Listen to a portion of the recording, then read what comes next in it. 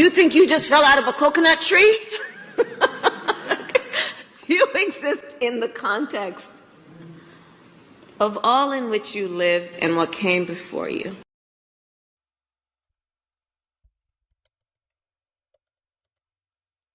Gotta say, I'm coconut pilled.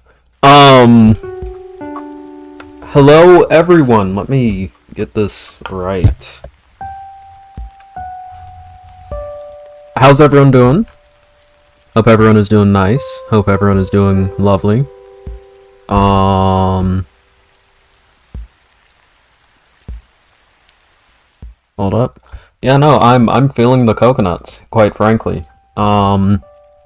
Very coconut pilled currently. Reveling, if you will, in the glorious run of Vice President Kamala Harris for the presidency. Woo! I'm excited! First though,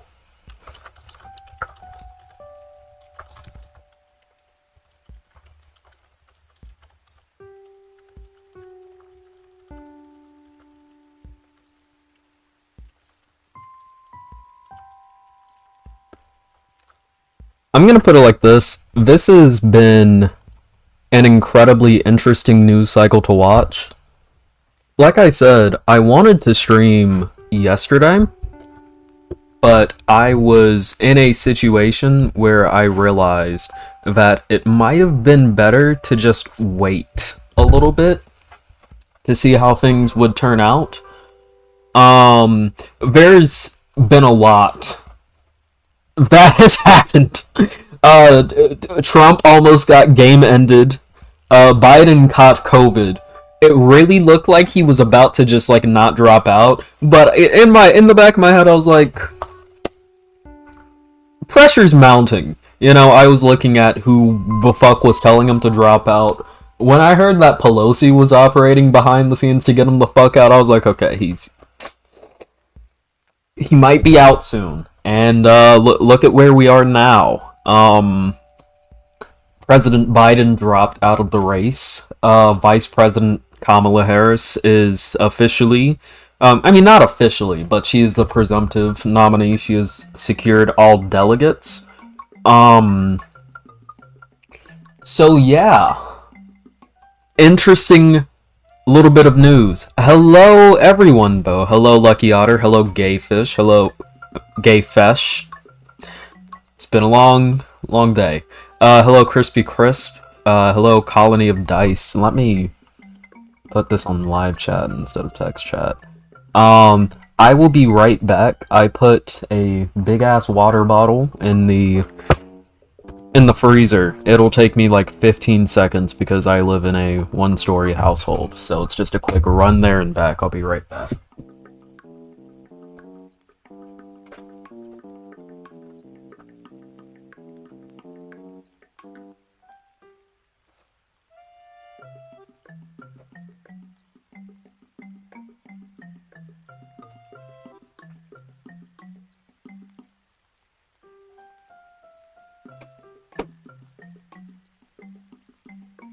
Alright, I'm back.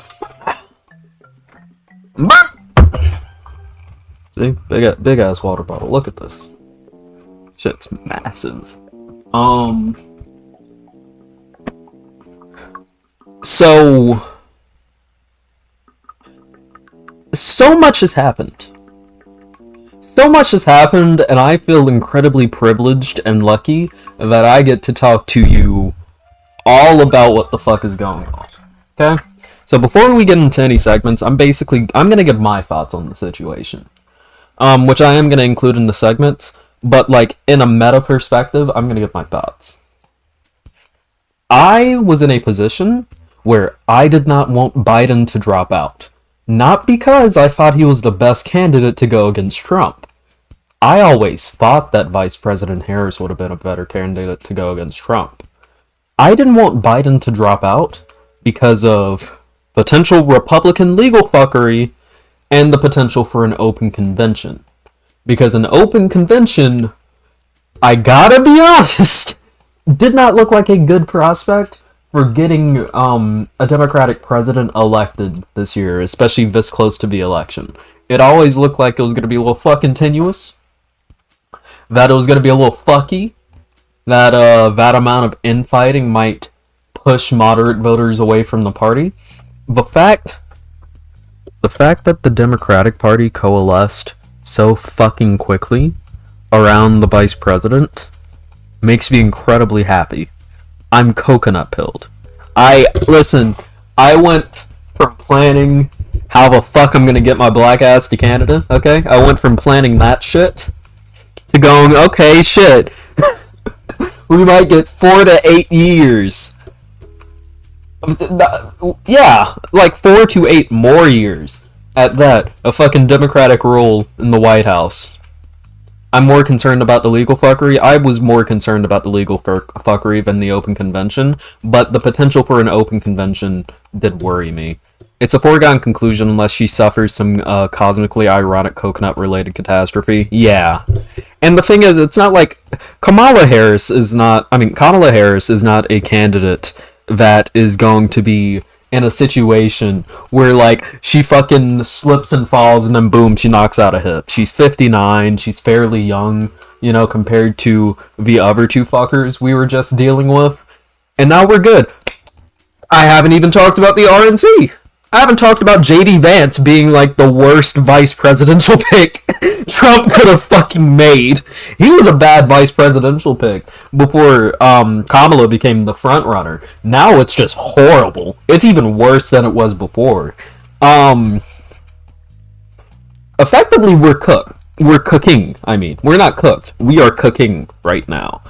Progressives in this country are fucking cooking, okay?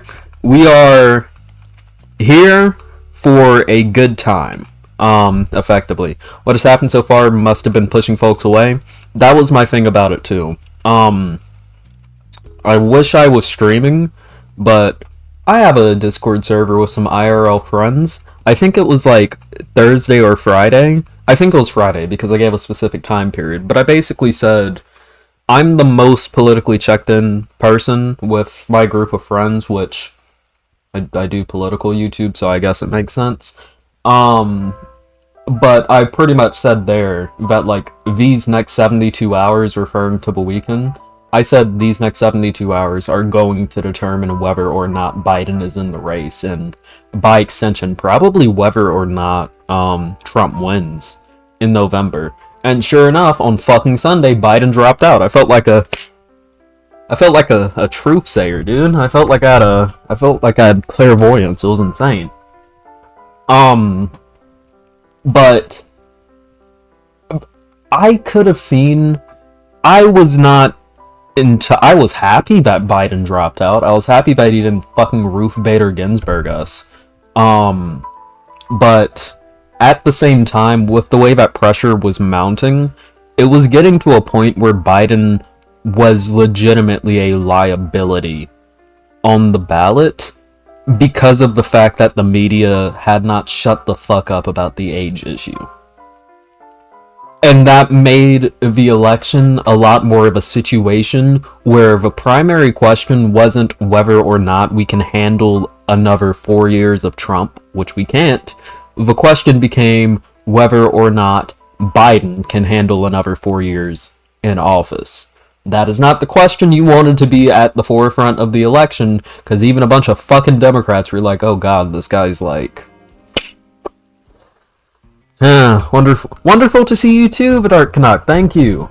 Bad electoral pick, would imagine he would be very ineffective as a vice president in office for Trump, however. Very effective, I mean.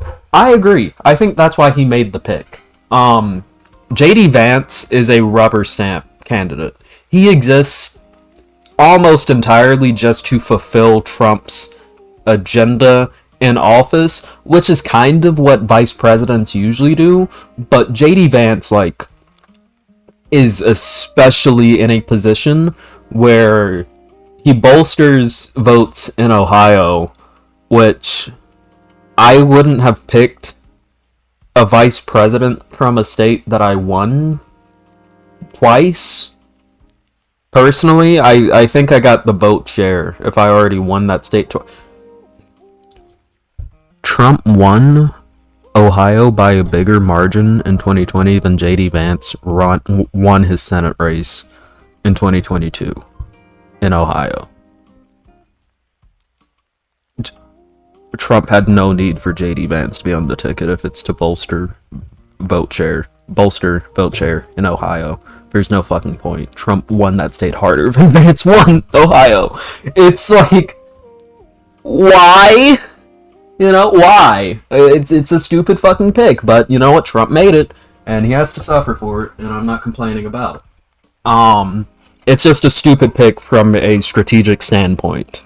So all we have to do is hope that Vice President Harris doesn't make a stupid vice presidential pick, and I doubt that she would make a stupid vice presidential pick at this point. The people being floated for Harris's VP picks, and I'm probably going to start segments at like 150, but the people being floated for Harris's VP pick, which I think it's Governor Shapiro of Pennsylvania, Governor Beshear of Kentucky.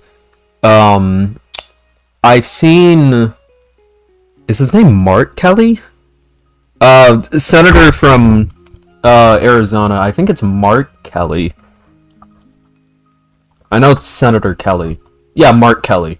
Mark Kelly from Arizona, and Governor Cooper of my state, the great state of North Carolina, Governor Roy Cooper. We love Roy. He's a great dude. Love Roy Cooper.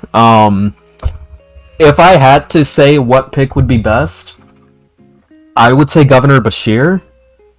Governor Cooper is not a bad pick. The thing about North Carolina that I can tell you as a North Carolinian myself is that we have our gubernatorial elections on the same years that we have presidential elections. They aren't offset. So whenever there's a president on the ballot, there's going to be a governor on the ballot in North Carolina. And despite North Carolina flipping red in 2016 and 2020, Governor Cooper, who is a Democrat, won in 2016 and 2020 to be governor. The only reason why he isn't running again this year is because he's termed out. DI will require a white guy. Yeah. Dude, I'm not gonna lie. It would be funny as fuck if Kamala Harris walked out and she's like, and my vice presidential pick is Representative Alexandria Ocasio-Cortez. She would lose. Immediately. Look, dude, America is just barely fine with Kamala being on the ticket. America's just barely fine with that. Do not put another brown woman on the ticket with her. Trump is gonna win by like a soddest fucking margins because America does not want that shit. It is unfortunate that it has to be said. I would live for a Harris AOC ticket. America does not have the fucking gorm for that, my guy. America's too fucking gormless for that. We are not at that state yet. Y'all currently have a blue governor? North Carolina's fucking weird. Yeah, we have a blue governor. I think she's too young. No. The only requirement is that you are 35 before Election Day, I believe it is, and AOC turns 35 before Election Day this year. Her birthday is in late October, I believe, and she's 34. So she could have ran this year, but, didn't because she's smart. Obama was pushing it? Obama was well over. Obama was pushing it electorally in 2008. Yeah. Like, there's a reason why the one blip in the radar that we have for presidents in terms of race is Obama. There's a fucking reason for it. America still has a lot of issues surrounding race. One black woman beneficial because it'll inflame Republicans and make them look bad. Yeah, that's another thing too. Republicans have fucking nothing on Kamala Harris. Have you seen the shit they've been saying about her? It's like their entire strategy against her is just being incredibly fucking misogynistic. And, like, implying that she is an American, even though she was born in California, thus she is a naturally born American citizen. But I guess not. According to the GOP. No, the old voters will think she's too young and they hate that. Oh yeah. Oh yeah.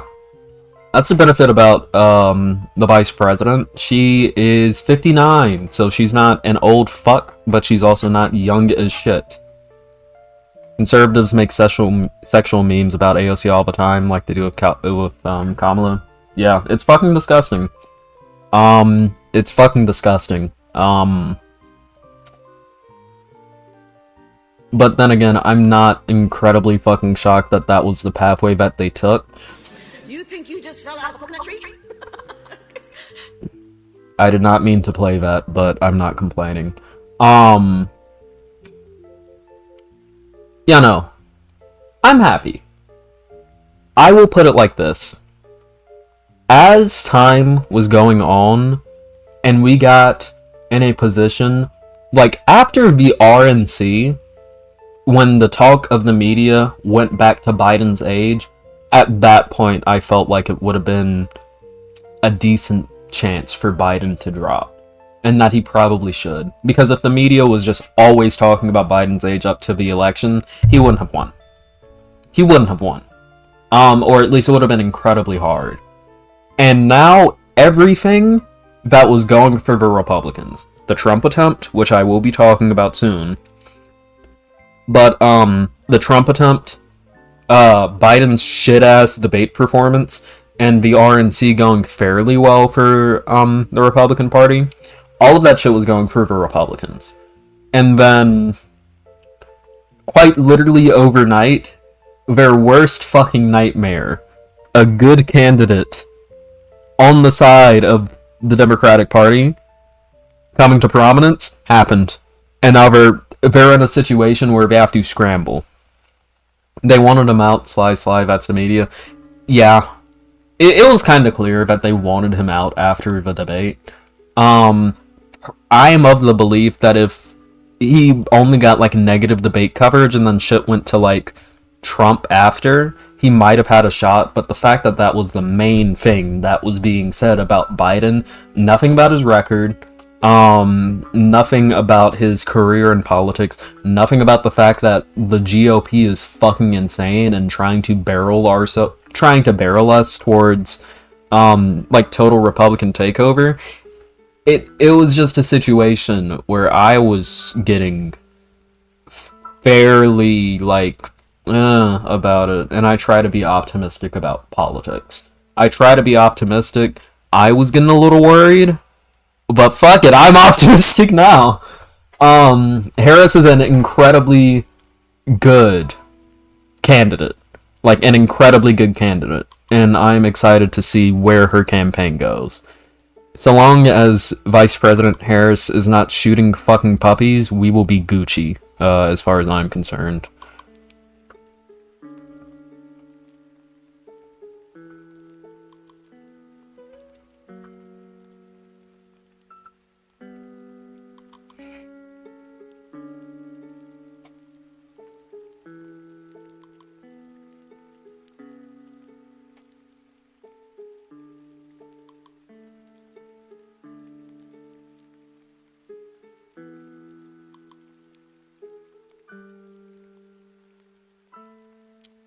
But yeah, we have a bunch of topics to cover. I think I'm gonna go in chronological order today, so I'm gonna start by talking about the Trump, almost offing, then I'm going to be talking about JD Vance as a VP pick. He's so fucking unnotable that I, as a political commentator, forgot to include him in the fucking title. And then, of course, I'm going to be talking about Biden dropping out of the race and Harris being the nominee. Presumptive nominee.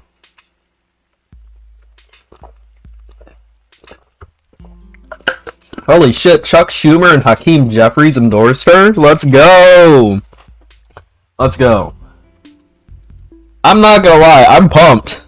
I'm fucking pumped. It's not even like an ironic, ooh yeah, ooh, coconut pumped. I'm coconut pilled. I'm fucking excited, dude. I'm gonna put this into context for y'all. For a majority of the time I've been covering politics on YouTube, I was not able to vote. I started covering politics when I was 16. This November will be the first time I'm voting this year. And I get to cast my first ballot for a black woman. I might sound like a fucking lib saying that. I think it's cool that I get to cast my first ever ballot for a black woman. That's sick as fuck. That's sick as fuck, dude. Harris already has enough delegate endorsements to win. Oh yeah, she has enough endorsements to be the nominee. It just needs to be officialized. But she is the presumptive nominee. And then Joe Manchin was apparently eyeing a fucking run, if reports were true. Get the fuck down, Joe Manchin. No one likes you, dude. Nah, man, hold on to that feeling. It's dope. Yeah. I'm incredibly excited. Incredibly excited. Because Kamala Harris is an incredibly exciting candidate. I need to stop. Listen, like I said, I'm a North Carolinian. I'm a North Carolinian, goddammit. I'm a Southerner. No, seriously. I'm so used to saying Kamala instead of Kamala, which I recently learned it's Kamala. So if I fuck up and I say Kamala, forgive me. I know it's Kamala. My brain is just fucking doo-doo booty balls brain. I have a booty balls brain occasionally. Manchin is so pathetic. He is. I don't know why he thought that he was gonna be able to, like, attempt a run. No one in the Democratic Party fucking likes him.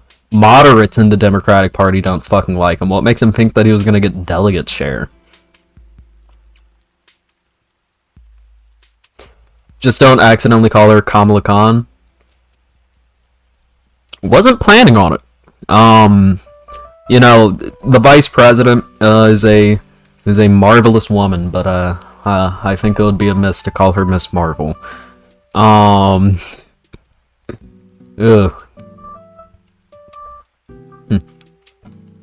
But yeah.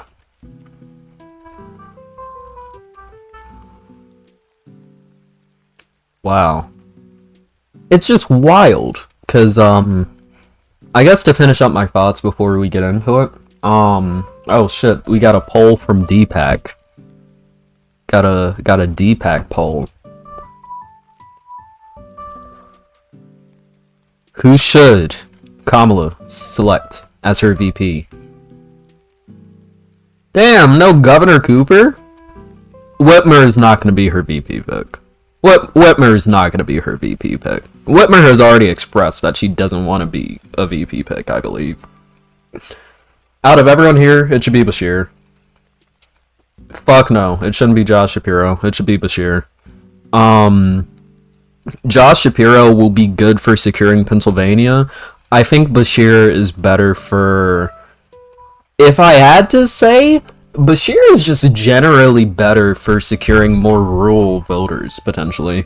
Bashir is a Democrat who wins in Kentucky. Statewide in Kentucky. He's gonna attract Southerners. He's going to attract more Rust Belt kind of worker, blue collar people. Bashir would be a much better vice president candidate than Josh Shapiro or Mark Kelly. Mark Kelly would only really be good for securing Arizona. Arizona's going blue this year. Kerry Lake is running for Senate in Arizona. Arizona's going fucking blue this year. Arizona's gone so fucking blue this year. Arizona's gonna be a blueberry this year. I've heard that Kamala's team was sending vetting packages to several of the top picks, but didn't send one to Bashir. If her team is not sending a vetting package to Bashir, then it's a fucking mistake. Bashir should be the top contender. If I had to rank it, Bashir, Shapiro slash Cooper. Shapiro slash Cooper. Then Mark Kelly. Whitmer is not in the ranking, and no one gives a fuck about Tim Walz. The only negative thing about going with Governor Cooper as the pick is that North Carolina state law stipulates that whenever the governor is out of the state, the lieutenant governor becomes acting governor. And I'm not gonna lie,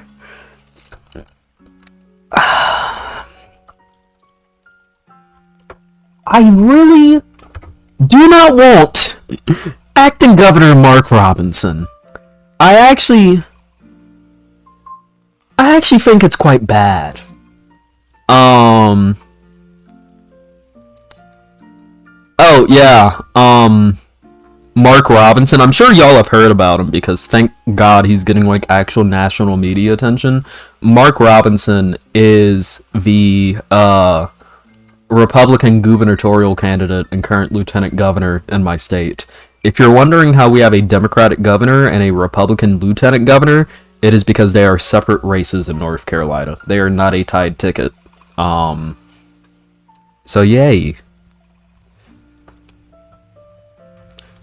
No room to be snubbing right now? Yeah, no. Bashir is an incredibly good pick. I don't know why she wouldn't choose him. Or at least send out a vetting package to him. Nominating Mark Kelly would put his Senate seat at risk. Yeah, that's the issue too. While Arizona's pretty blue now, we have no guarantee that that's going to keep going. I feel like Arizona's going blue this year just because Kari Lake is about to fucking nuke the GOP's chances in the Senate race and by extension the presidential this year. But I don't think it would be a smart idea for Mark Kelly to leave his seat. I think the only reason why Bashir might not be running, might not be being vetted is because eventually Mitch McConnell, because keep in mind, Andy Bashir is a Democrat who won a statewide race in the same state where fucking Mitch McConnell is the senator from. I wouldn't be shocked if it's so that when Mitch McConnell retires, Bashir can go for his Senate seat. But at the same time, I feel like it is missing out. Going for other candidates when Bashir's a really good VP candidate. What does the lieutenant governor do? Lieutenant governors do other stuff in different states. But in North Carolina, serves as the acting governor whenever the current governor cannot serve, such as being out of the state. Lieutenant governor also oversees the state senate, I believe, among other things. It's kind of like the vice president. You don't really pay attention to the position, even though it's very fucking prominent, because 9 times out of 10, the lieutenant governor, in North Carolina at least, doesn't have an incredible amount of influence outside of being over legislation. Which is important, but it's not like governorship seat. April at work, I'll catch the VOD. Hope you have a great day. Thank you, I hope you do too. Isn't PA the biggest electoral count of the swing state, just leaving a little bit to win? PA is an incredibly important electoral state. The only question really is whether or not Shapiro is the proper pick to pick up PA, or if Harris is just going to pick up PA. I doubt that there's going to be any speak about a VP pick until the DNC happens, which means we have a decent amount of time for the Harris team to see polling before she makes her pick.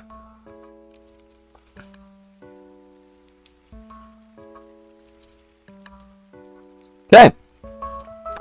Anyways, I should probably pull up some stuff.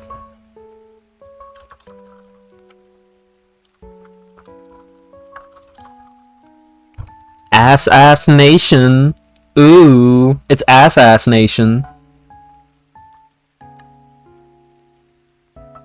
Are y'all ready to talk about assassination? God.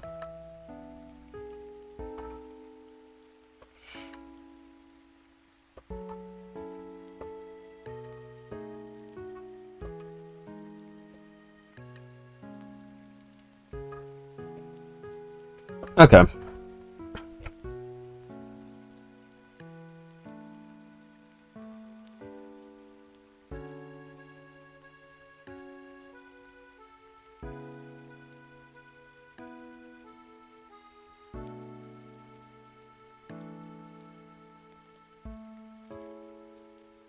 Oh yeah.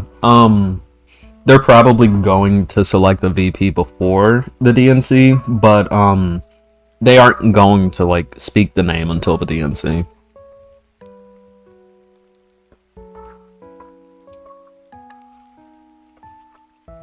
Okay.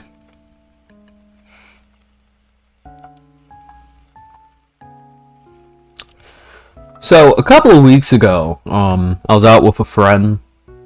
We got some bubble tea, some boba, and while we were in the place to get the bubble tea, I looked on the TV, and in the boba cafe, I looked at the TV in the boba cafe, and I said, "Oh, oh, that was a Saturday." The same Saturday where American history was made. You see, a couple of weeks ago, a 20-year-old guy tried to end Trump. Failed, but it happened nonetheless. This was a very interesting thing to watch turn down. If I could recall what I felt after, it was bewilderment, because I was like, holy shit, someone just tried to murk Trump, and then it went from bewilderment to, oh no, we're screwed. This is gonna help Trump in the polls, especially if it's like a progressive person who tried to do this. Since then, we have found out that the assassin, the would-be assassin, Thomas Michael Crooks, I believe, was Thomas Matthew Crooks. Thomas Matthew Crooks. Not Michael, Matthew. Thomas Matthew Crooks. Was actually a registered Republican. Yeah. After that, we very quickly got Republicans trying to run around and say, well, he donated $15 to Act Blue once, which is now a very bad defense, because President Donald Trump at one point donated to Vice President Kamala Harris's re-election campaign for Attorney General in California, so they can't use that anymore as an excuse. And overall, it has not incredibly boosted Trump in polls. And let me say this. It was an incredibly close shot. Like, couple of inches over, Trump would not be here right now. Couple of inches over, Trump would not be here right now. And everyone has pretty much seen all of the reporting on it. The Secret Service director is currently being grilled by Congress for such an incredibly security failing. Thomas Matthew Crooks was able to get on a roof with unobstructed access to the outdoors rally. You can actually see here the site where the rally was taking. Trump would have been standing here. People were behind him, next to him. You had a crowd in front of him. And Thomas Matthew Crooks, this guy, was able to shoot him. So, ladies and gentlemen, I guess we have our first Zoomer would-be assassin. Interesting times we live in. But I want to talk about what is notable about this. Remember when I said that this has not affected Trump's chances too heavily in the polling? That he hasn't gotten a massive boost? As a matter of fact, I'm forgetting what poll it was. But I saw one poll where the gap, because this was when President Biden was still in the race, but the polling gap between Trump and Biden in one of them I saw, I think it might have... I'm forgetting what poll it was, but the gap shrank by a point. Like, Biden moved up a point. That makes more sense on the screen. He moved up a point. And I have to put it like this. If you almost having your life ended, and I'm not exaggerating when I say that, that bullet was incredibly close to killing Trump. If him almost having his life ended did not give him giga polling boost, that says a lot about how the American electorate feels about Donald John Trump. Especially moving forward into the future of this race. This assassination attempt will go down in history as one of the most consequential things to happen during this race. Not because it affected so much, but because it affected so little. It was news, sure, for a while. But this is something that if it had happened a decade ago, it would still be news today. It would be headlines, front page news today. People stopped caring after Trump selected JD Vance as his vice president. And what I see in that is this.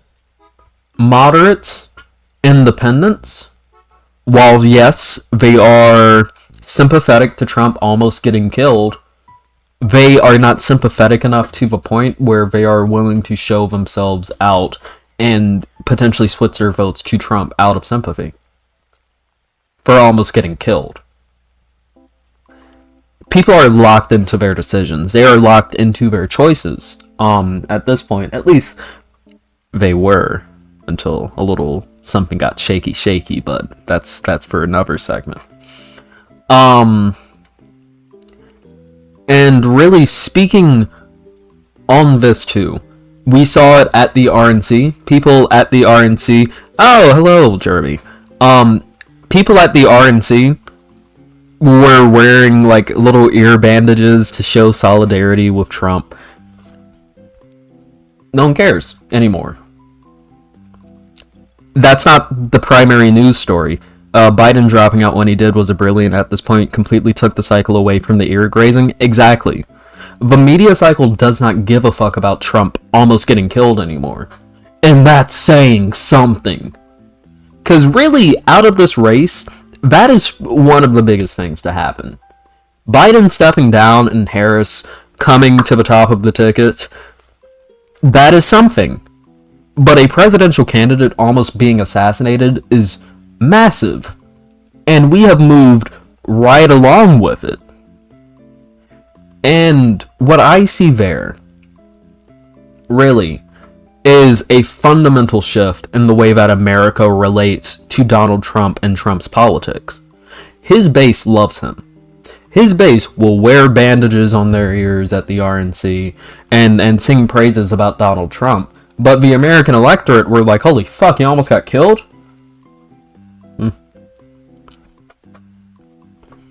It's another Saturday. And that's notable. Overall, it is still a situation where things are being investigated. No one knows the motive of Thomas Matthew Crooks yet. He did not leave a manifesto. He was not particularly online. If I had to guess anything, if I'm being honest, I wouldn't be shocked if it was just like a notoriety thing. It's not uncommon for people who commit tragedies or like commit mass casualty events, tragedies, stuff like that, to just want to do it for notoriety.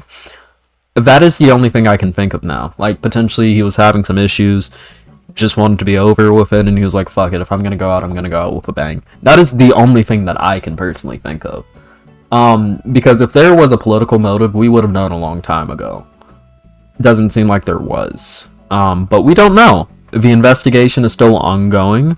I'm looking forward to see where it is, but so far, that's kind of where we are. With that being said, if you like this video, make sure to like, subscribe, hit the bell icon. Don't do anything wrong, please. I don't need that on my conscience. Have a lovely day. And, yeah. Vote Harris. 2024. I love you all. See you all in the next video. Peace. Gotta hit the stop recording button. Okay, cool. Correct take a pillow, he wanted attention. Yeah, that's my only assumption. Like, we don't know 100% for sure, but like I said, if there was a political motive, we likely would have known a while ago. Imagine looking like that and not being terminally online. Hey, you can look nice and be terminally online. You know, have you ever seen Hassan Piker, dude?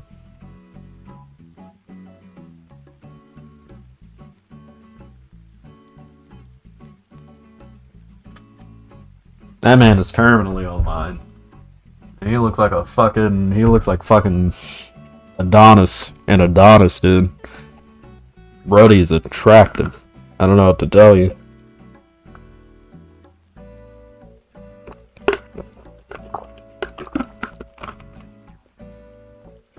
Okay. Now it's time to talk about Trump's shite-ass VP pick. John David Vance. I'm not sure if it actually stands for John David. It's James David Vance. Okay. I got one of them right. It's James David, not John David. Just found out Kamala Harris went to high school in Montreal. The Quebec invasion of the USA has finally reached its most critical moment. Celine Dion for VP confirmed. Potentially. His Google searches indicated that he would have been down for shooting Biden. Oh! Okay, if that is actually the case, then it probably was just him, like, wanting to go out for a bang, doing something for notoriety. Ew.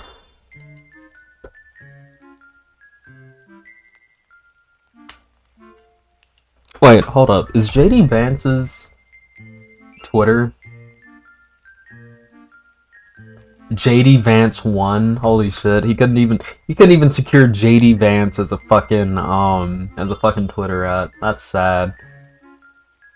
Look at this shit. Yeah, sad. Okay.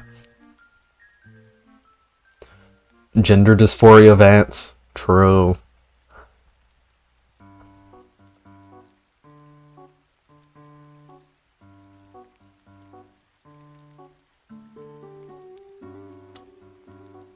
Also, no, I'm gonna have to cover that next stream. Not Vance, a different topic. Because I do know that people have been speaking bigly about, Chris Tyson, but it seems like that is a fucking developing ass situation, so I'm not gonna say shit about it.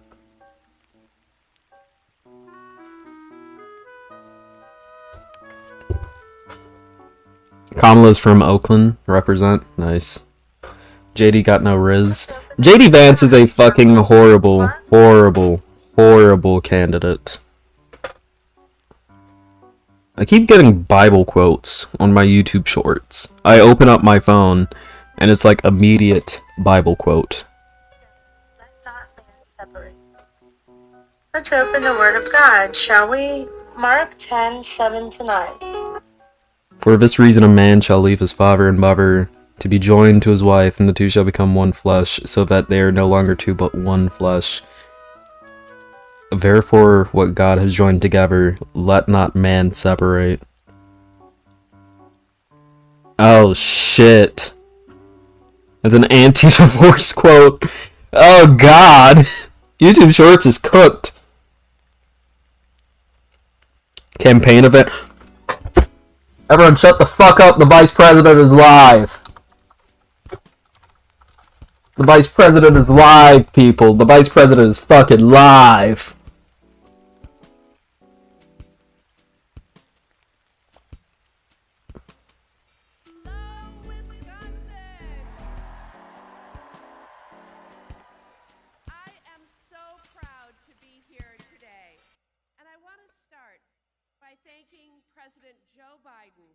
For his incredible act of patriotism this weekend,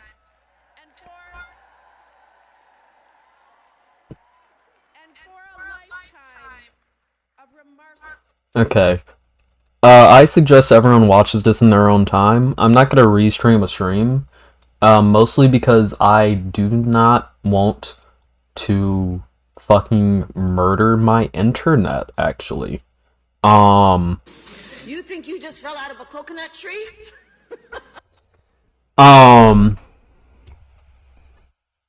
So, oh god, look at that. Look at that fro dip, dude. That's disgusting. Ugh. Ugh.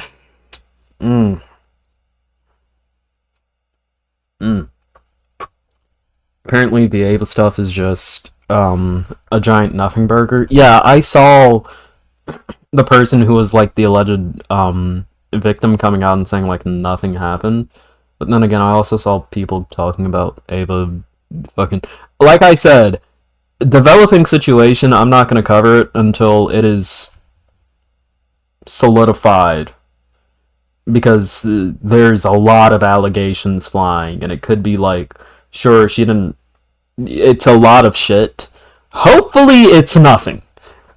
Hopefully it's nothing. Because I don't want to deal with another fucking... however long of motherfuckers being like, okay, but like... You claim to say that transgender people are not pedophiles, but this one was actually kind of weird. I'm not saying that she is, but you know, in case, you know, which they're probably gonna fucking do anyways. They operate in bad faith. I saw people under the person who said nothing happened saying, well, you were young, so you don't know. Motherfuckers will find any reason to pedo jacket a trans woman. I hope what is being alleged is false, but like I said, I'm not going to cover it until it's fully complete and like kind of past us so that we have full context.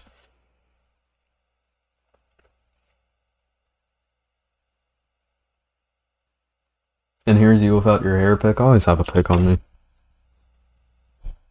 Always. It's always near me. It's always nearby. I could get a new one because that one is missing a single tooth, but oh well. Why Pillow, how's it going? It's going lovely. I'm coconut pilled. So hard.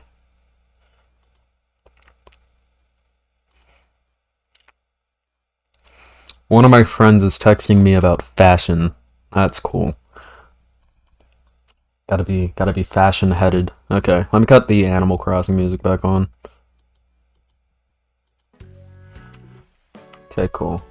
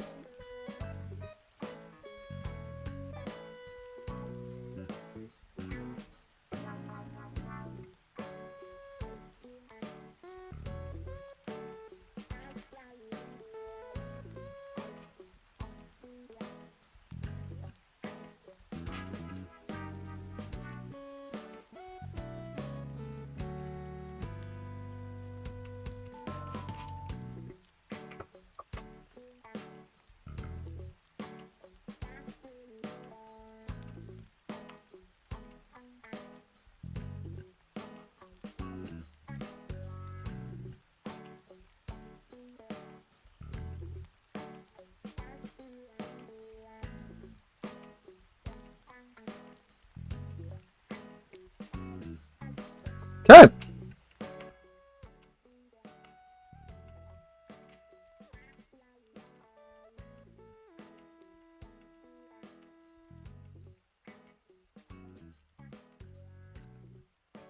James David Vance, JD Vance, is the official nominee for vice president from the Republican Party. Chosen by Trump at the RNC, JD Vance is quite literally the worst nominee that Trump could have chosen to be his running mate, but he did nonetheless. So let's talk about JD Vance. JD Vance is a guy, he's from Ohio. He's a senator from Ohio. He has been in the Senate for 1.5 years. Well, 1 year and a half, I should really say. Before then, he wrote a book.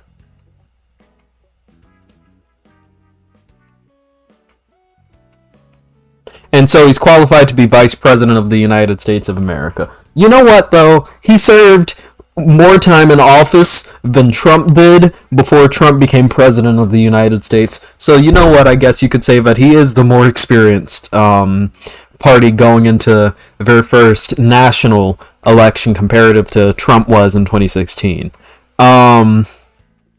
JD Vance isn't his real name, is it? It is his real name, but it is an abbreviation of his first and middle name, JD. James David. So, why is JD Vance such a bad pick? I'll tell you why. Here is where we talk about vice presidential picks. Your vice presidential pick should shore up some of the issues that you yourself as a candidate have. So let's go back to 2020. Biden's vice presidential pick was Vice President Kamala Harris. Joe Biden is an old white guy from Delaware. He has a long time serving in the Senate. And he needed younger votes. He also needed to shore up some votes with more non-white people who were probably a little apprehensive about voting for another old white guy after Trump. So he chose Vice President Harris. Incredibly good pick. Vice President Harris is an incredibly accomplished politician, served for a very long time as Attorney General in California, was a district attorney before that. She was an incredibly good senator. Vice President Harris was a good pick. Let's go back to 2016. In 2016, Donald Trump selected Mike Pence to be his vice presidential candidate. Donald Trump was a newcomer to politics. Mike Pence wasn't.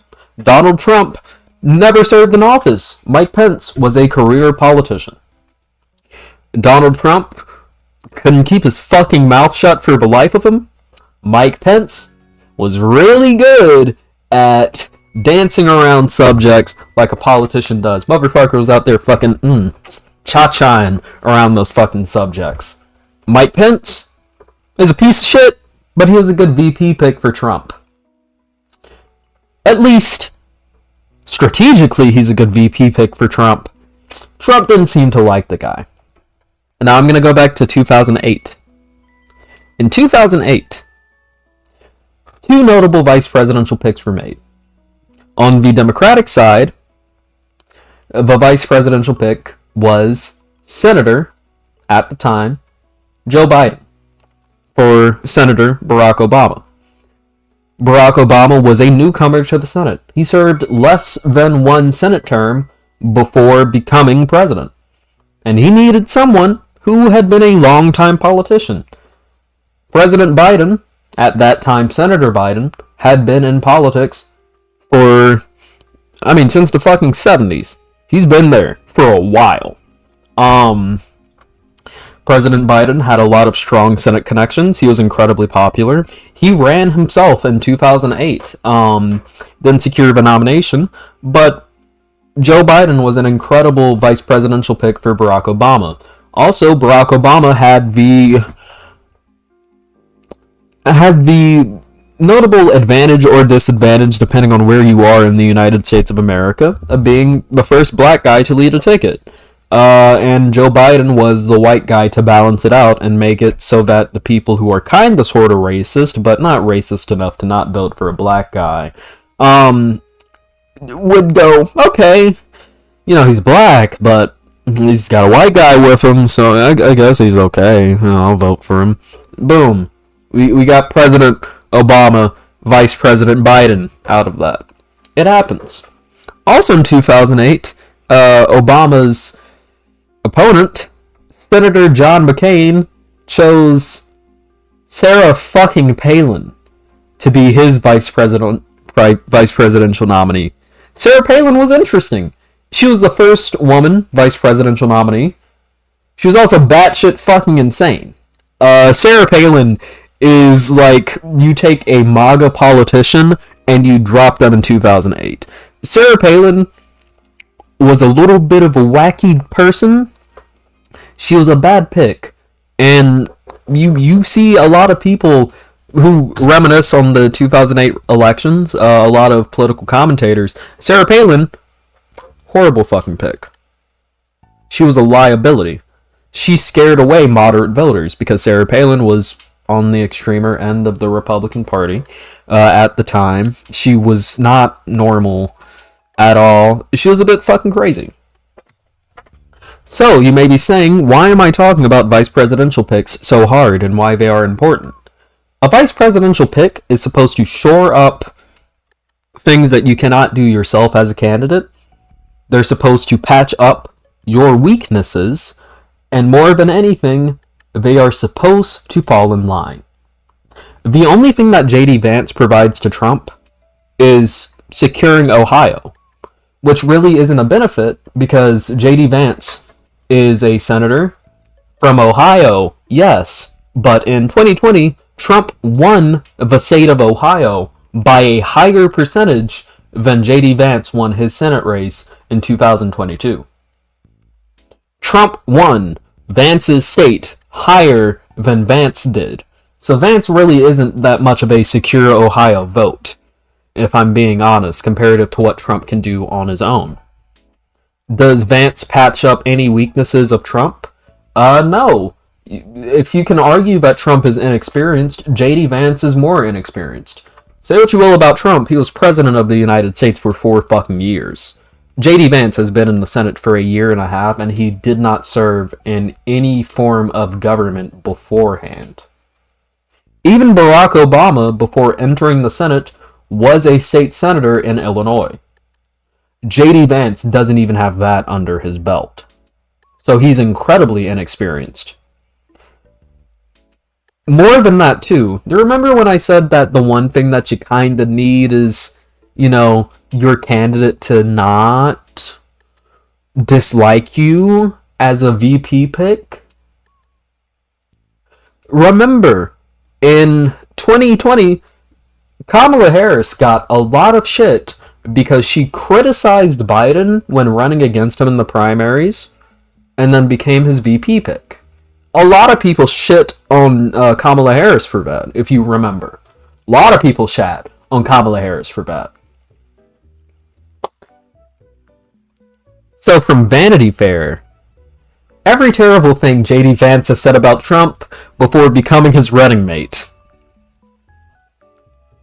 If you think Vice President Harris's light criticism of Biden during 2020 was bad, oh boy.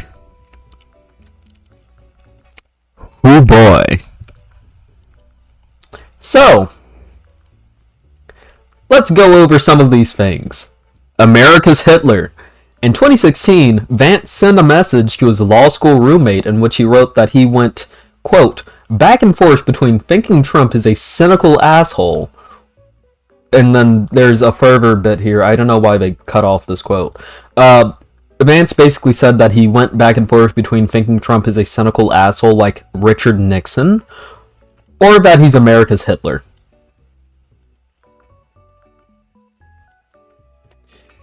Called him in 2016, Vance liked the tweet featuring a photo of Trump and O.J. Simpson that read, here's an old picture of one of the USA's most hated villainous douchey celebs.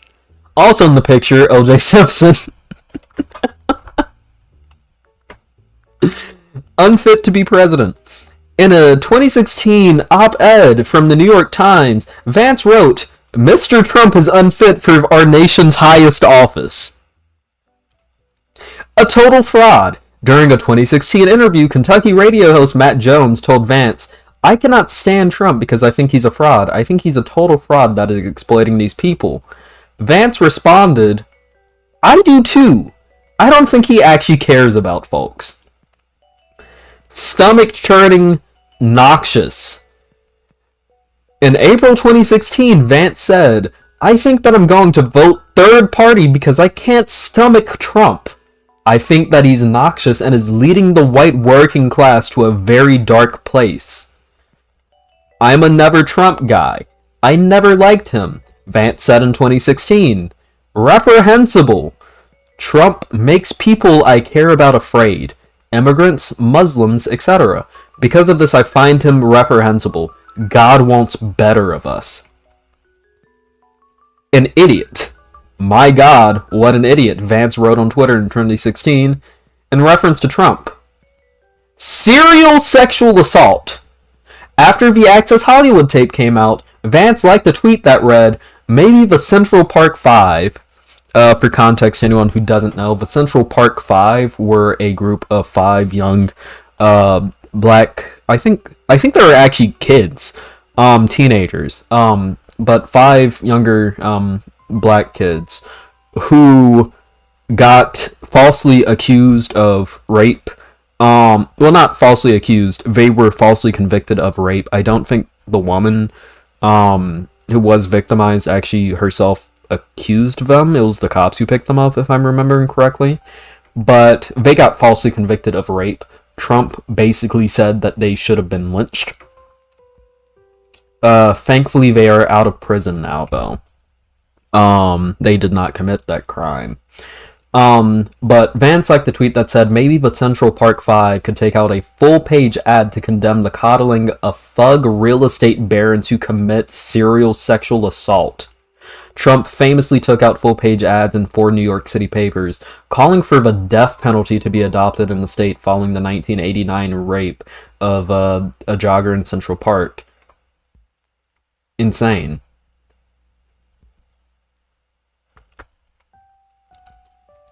JD Vance is not just a Republican who spent their time saying, "Oh, I'm kind of lukewarm on Trump. I don't necessarily care about Trump, don't necessarily like him, don't hate him." Vance spent a lot of his early time in public prominence as a quintessential anti-Trump Republican. Called him America's Hitler. Said that he was a threat, that he was leading the white working class down a bad path. Called him a serial, well, at least agreed with claims that he was a serial sexual abuser. JD Vance has said shit about Trump that Democrats won't even say about Trump. It is rare that you see a Democrat point out the fact that Trump probably has a couple of cases under his belt. Maybe, possibly, potentially, allegedly. It's rare that you even see a Democrat say that. And that man is Trump's vice presidential pick. Why? Well, it's quite simple. Everyone remembers Trump's last vice president. This is my theory as to why Vance is Trump's vice presidential pick. So, of course, Trump's last vice presidential pick in 2016, former Vice President Mike Pence. Full head of white hair. I always wondered how he got that shit done. Because listen, Mike Pence looks like he's in his fucking 40s, but he has a head of hair of a fucking 70-year-old grandpa. It's fucking insane. Very notably, after Trump lost in 2020, he kept pressuring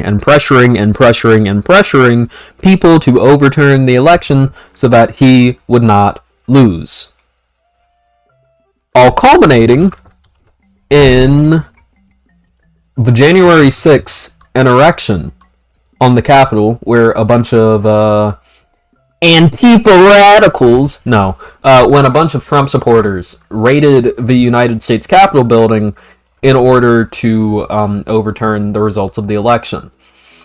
Notably, that happened at a time where the vice president at the time, Mike Pence, was proceeding over the certification of election results, which vice presidents have done for decades now, and is purely ceremonial. Vice President Pence did not overturn the results of that race. He refused to. Trump got mad at that. So mad to the point where he had communicated enough negative shit about Mike Pence over his social media channels that the people raiding the Capitol were chanting, "Hang Mike Pence."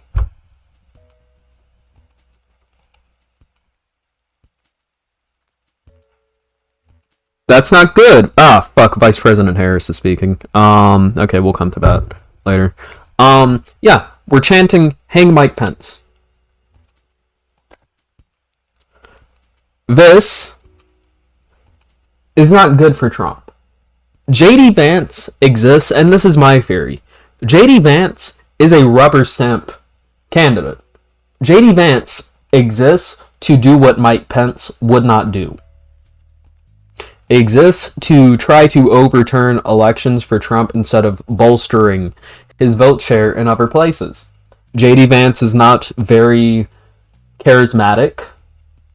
He can't even really get laughs out of Republican crowds whenever he makes a joke. Vance is a bad candidate. Full stop. He is the worst pick that Trump could have made. Trump could have made the pick for Doug Burgum, someone who has high up business ties, someone who is not overly negatively against Trump, but also isn't entirely pro-Trump. A very Mike Pence-esque situation that he could have went with, but he didn't. There were so many better picks that Trump could have made for VP, and he chose James David Vance, an inexperienced senator who many people don't like, who has a long history of calling him a racist rapist. 2024, ladies and gentlemen. Anyways, I hope the spineless coward that is James David Vance loses his Senate seat when he also inevitably loses the vice presidency this year. With that being said, I love you all. Thank you for watching this video. Drink some coconut water, some coconut milk. I love you all, and I'll see you all in the next video. Peace. Gotta hit the stop recording button. There's really only so much you can say about JD Vance. A female VP probably would have been best for Trump. That's the thing about it, though. I don't think Trump could pick a lady VP pick. Just his ego. I don't think he would allow it to happen. Anyways, let's get on this coconut. Back to Washington, D.C. It is so good to be here also with Lieutenant Governor Sarah Rodriguez, Attorney General Josh Cole, Wisconsin Secretary of State Sarah Godlewski, County Executive... Okay. Let me see her gist. Because this is a Wisconsin speech. This is an important swing state speech. And I know we are all deeply, deeply grateful for his continuing service to our nation.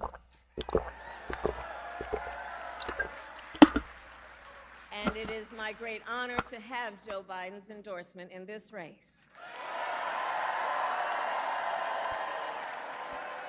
She's very quiet. Yeah. So, Wisconsin, I am told as of this morning that we have earned the support of enough delegates to secure the Democratic nomination. Woo! Coconuts!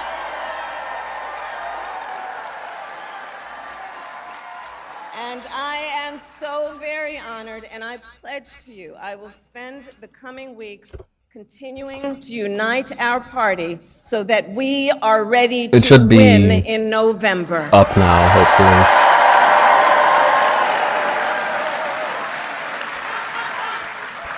So, friends, we have 105 days until Election Day, and in that time, we've got some work to do.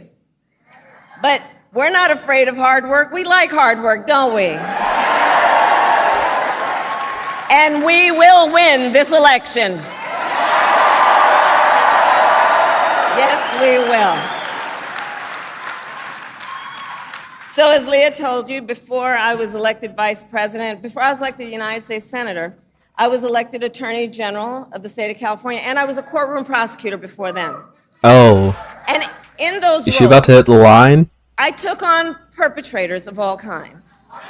Oh shit, I'm sorry, Gay Bash. Predators who abused women, fraudsters who ripped off consumers, cheaters who broke the rules for their own gain.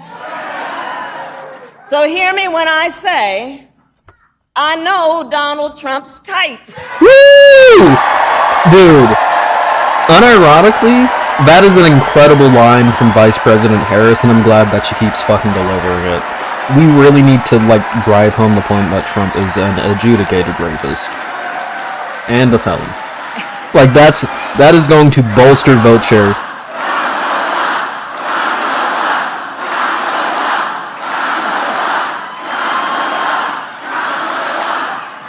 And in this campaign, She has a very I chantable promise name. you, I just realized that. I will proudly put my record against his any day of the week.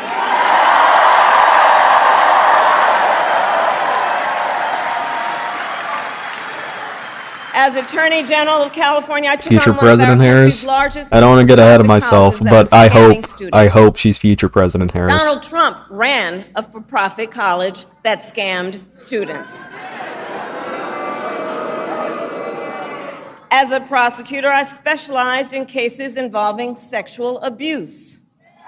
Well, Trump was found liable for committing sexual abuse. As Attorney General of California, I took on the big Wall Street banks and held them accountable for fraud. Donald Trump was just found guilty of fraud on 34 counts. She's strong. This is a good fucking candidate. Let's not be overconfident Let's also again. make no mistake, I'm not overconfident. This I'm campaign confident that she can actually win. is not just about us versus Donald Trump. She has a This lot of good campaign momentum behind is her. about who we fight for. This is about who we fight for. Just look at how we are running our campaigns. So Donald Trump is relying on support from billionaires and big corporations. She's about And to talk he's about the trading donations. access in exchange for campaign contributions.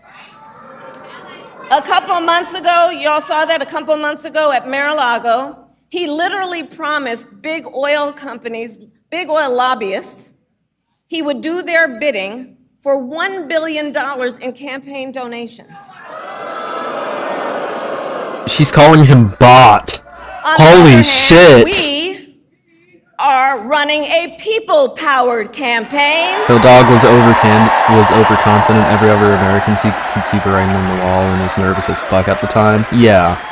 I feel like Kamala Harris and we everyone. just had Kamala some Harris. breaking news. We just Hold had up. the best 24 hours.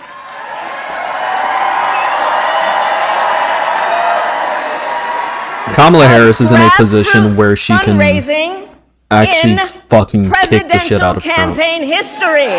For that reason. All right? I'll actually say this about the grassroots campaigning. And because we are a people-powered campaign, that is how you know we will be a people-first presidency. That's a good line. I think that's a line where I can actually cut in and say this. The thing about Vice President Harris being such a... I'll also cut on subtitles for everyone. The thing about Vice President... Well, fuck, no one can see the goddamn subtitles. That's... Okay. Can I... That's as close as I'm gonna get. The thing about Vice President Harris getting so many, in-game... Because, most of that funding, that she got... Not most, but a good portion of that funding that she got were small-time, contributions. And the thing about a small-time contribution as a donation, especially raising that much money, it is indicative of the fact that people are going to be more likely to vote for you. Because think of it like this. If you're willing to give money to a campaign, you're probably also going to stand in line to vote for him. So it's kind of like that. Anyways, back to her speech. We believe in a future where every senior can retire with dignity. So all of this is to say, building up the middle class will be a defining goal of my presidency.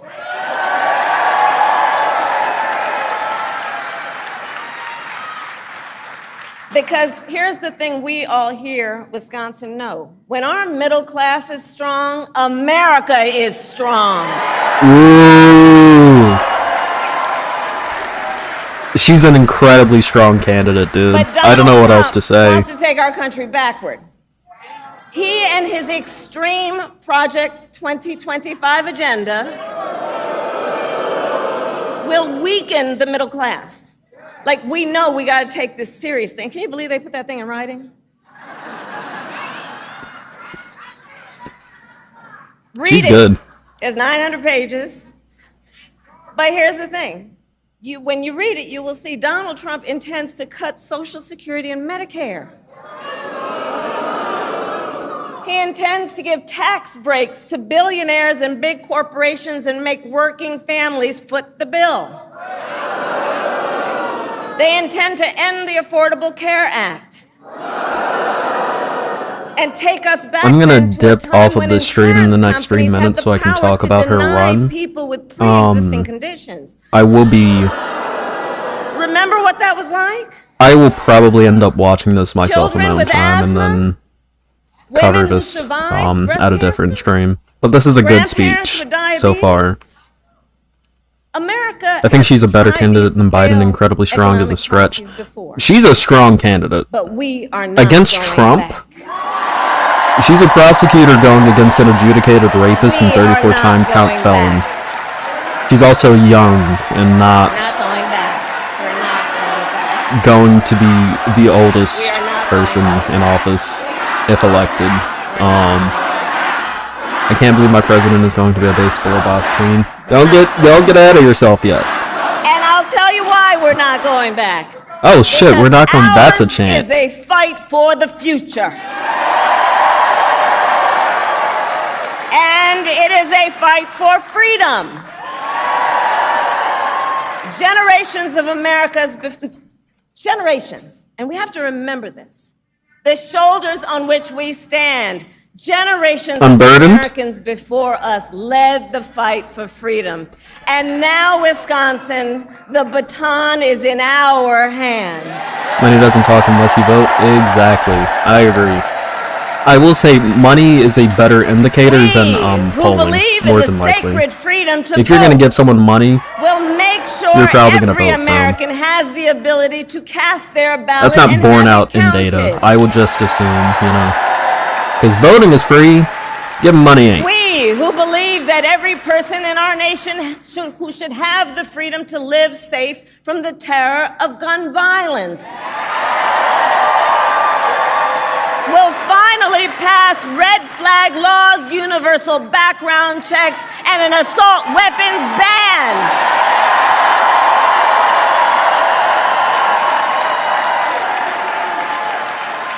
And we who believe in reproductive freedom will stop most people would be Donald incredibly Trump's strong against Trump. She's no JFK or Obama. Because Kamala Harris's campaign. To make decisions about their own body.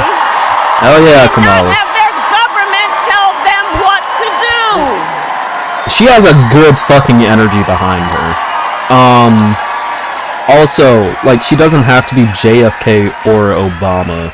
And when Congress And you have to passes keep in a mind law how to much money restore she is reproductive freedoms raised. as president Like, of the Democratic United Party States, is I will energized sign it behind into her. law. She's a strong candidate. She's not just a good candidate, she is a strong candidate. She's the strongest candidate the United States has had So since Wisconsin, Obama. ultimately in this election, I we think each that's a face strong question. candidate. What kind of country do we want to live in? A country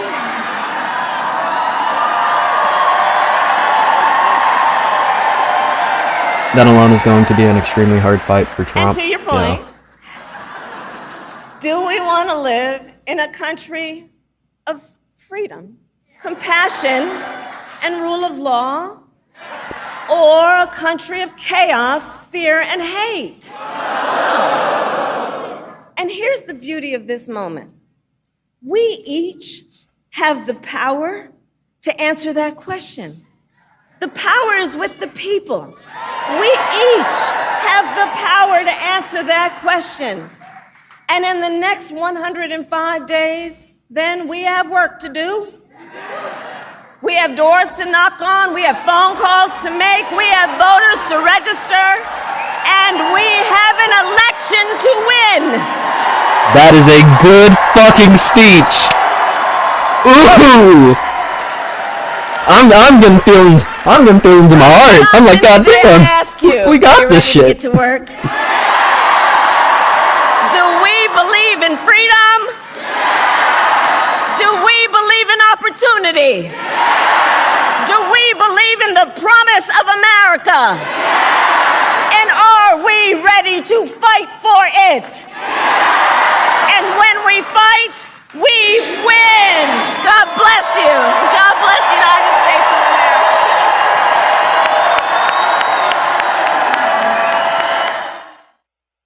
That's the speech.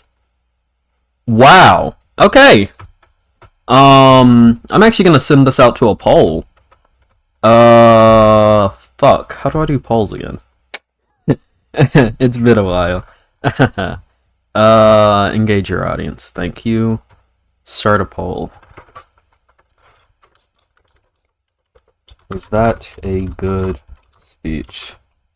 Yes. No. Somewhat. I think those are really the three options I can give. Yes, no, or somewhat.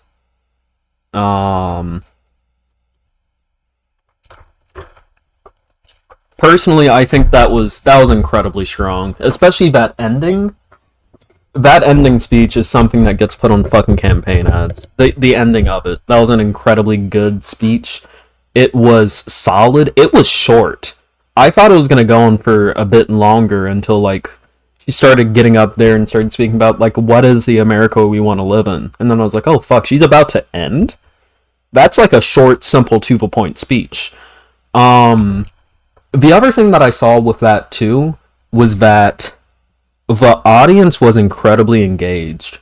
It wasn't like the audience was like, yes, we're just gonna sit here quietly and watch. Like, she was giving, like, call responses. And she was getting it. She landed it. Yeah, that was an incredibly good speech from the vice president. Wow. Oh, holy shit. People in the chat are chanting, lock him up. Not going back. That's going to be trending on Twitter. I guarantee you not going back is going to be trending on Twitter. It's also incredibly smart for her to frame the race as a we are not going back to Trump. We're moving forward. Hold up. That's an incredibly smart thing to frame this race as. And her doing that is very good. Can't have the speech too long. Need to start door knocking. Indeed. Had that 16 Trump rally energy. It did!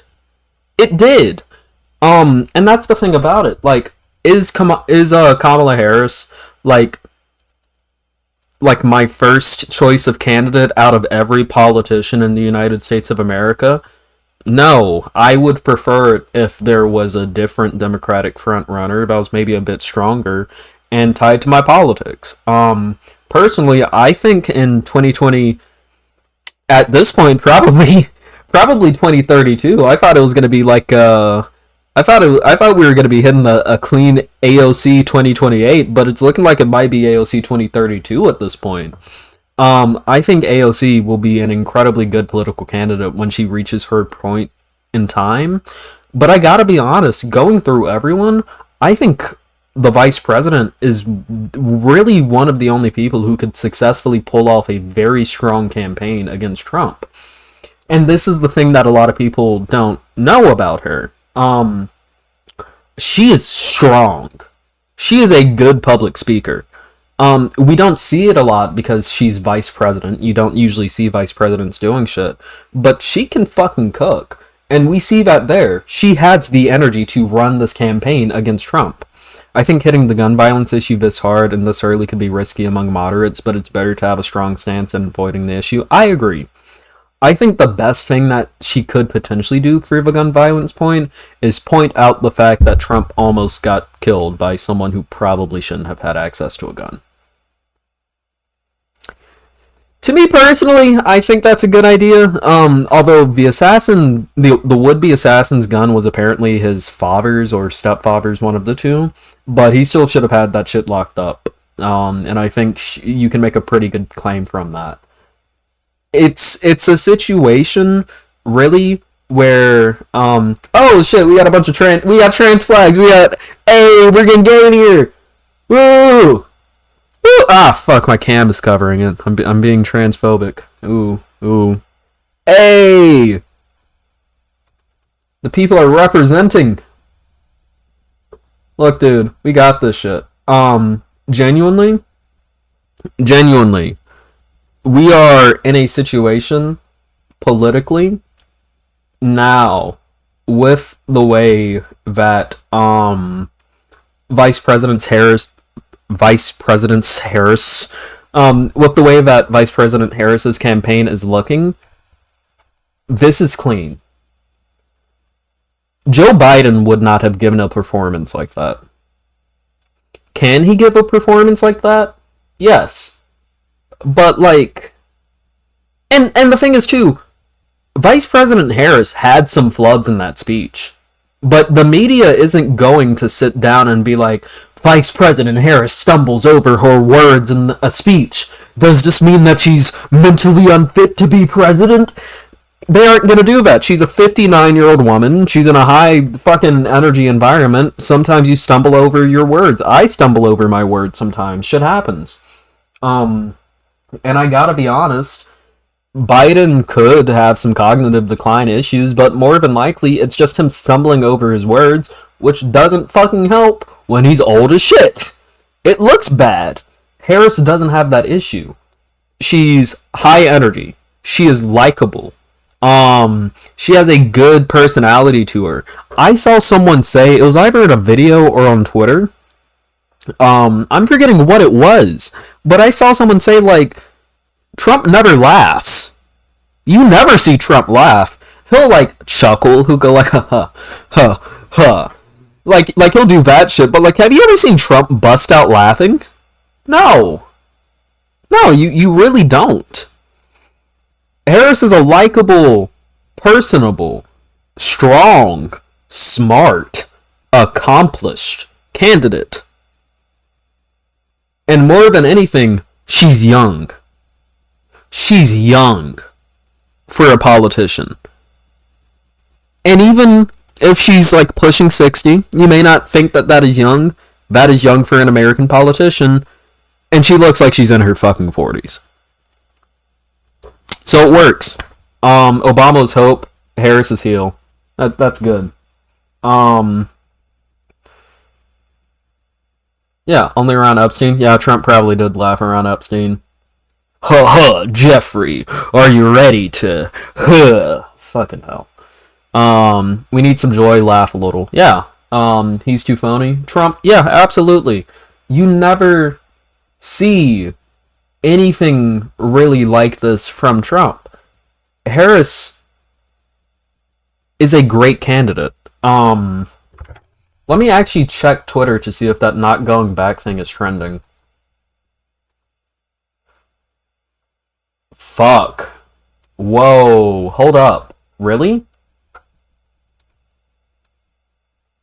Let's see. Let's actually go to the trending list.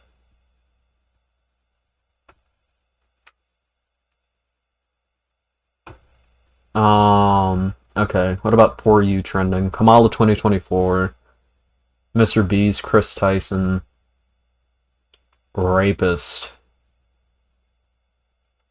I'm guessing they're talking about Trump because it's under politics.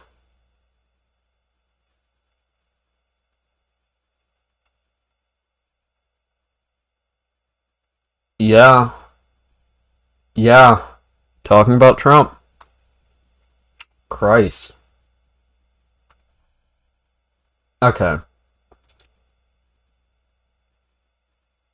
I think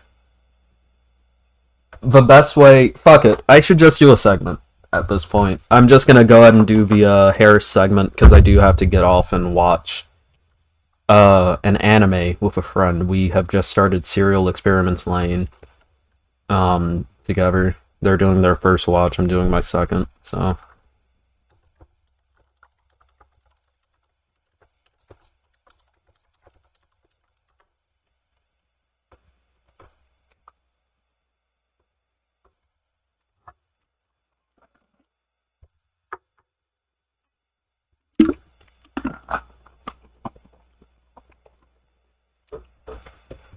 Oh yeah, first Gen X president? Yeah, it's nice to have a fucking presidential candidate that's younger than my grandparents. It's actually kind of cool. Yeah. Okay.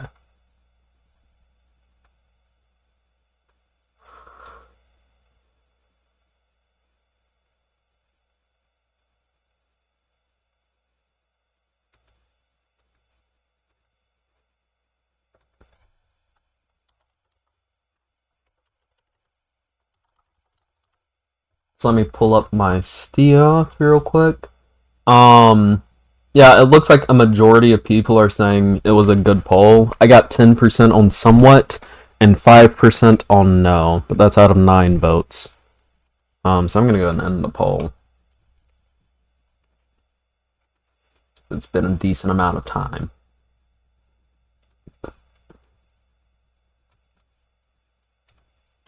You think you just fell out of a coconut tree? Okay.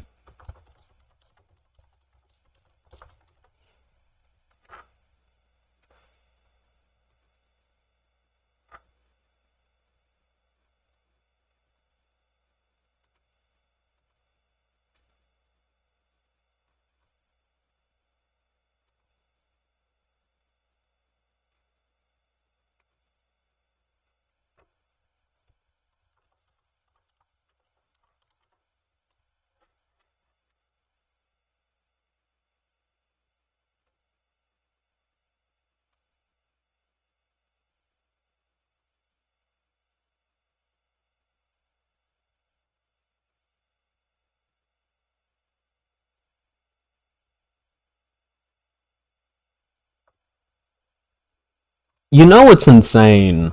When I can't even use like an older news article because Vice President Harris doubled the amount of earnings she made, essentially. It's wild how much money she's gotten.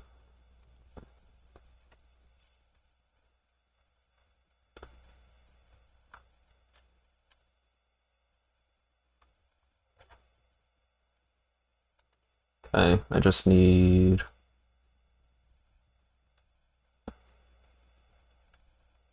Yeah.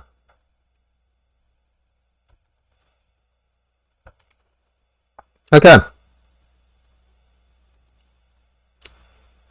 People, I have a question for you. You think you just fell out of a coconut tree? Do you? So, some shit has been happening. After Trump almost got game ended, the media went back to talking about Biden's age post-debate.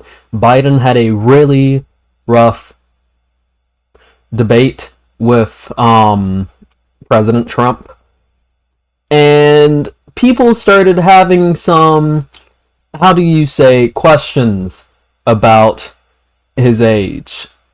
People were worried about it, and it got to a point where Biden was starting to get forced out by the party. You had a bunch of people in the House of Representatives saying that he should consider stepping down. People like Nancy Pelosi were apparently operating behind the scenes to try to see if they couldn't get him to step down. It was looking rough for him. And he kept saying, I'm not going to step down. Only God Almighty can make me step down. And it looked like the Pope called up Biden because Biden stepped out of the race.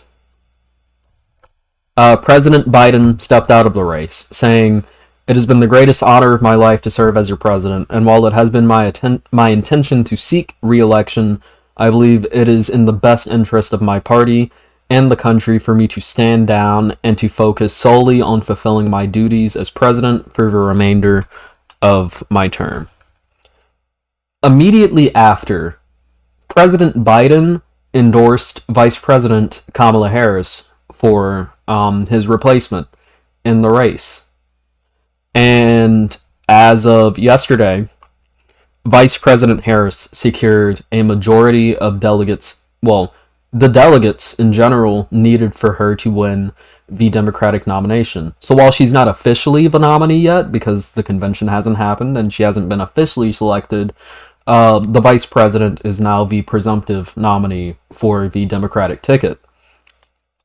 But more than that, Vice President Harris has a lot of energy behind her.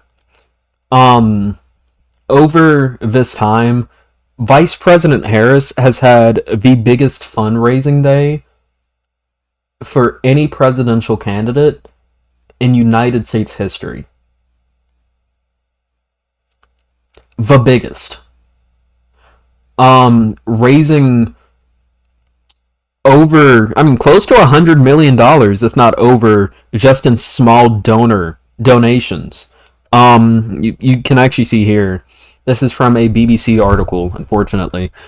Gotta go with the Brits today. Harris donations top 100 million after Biden's exit from presidential race.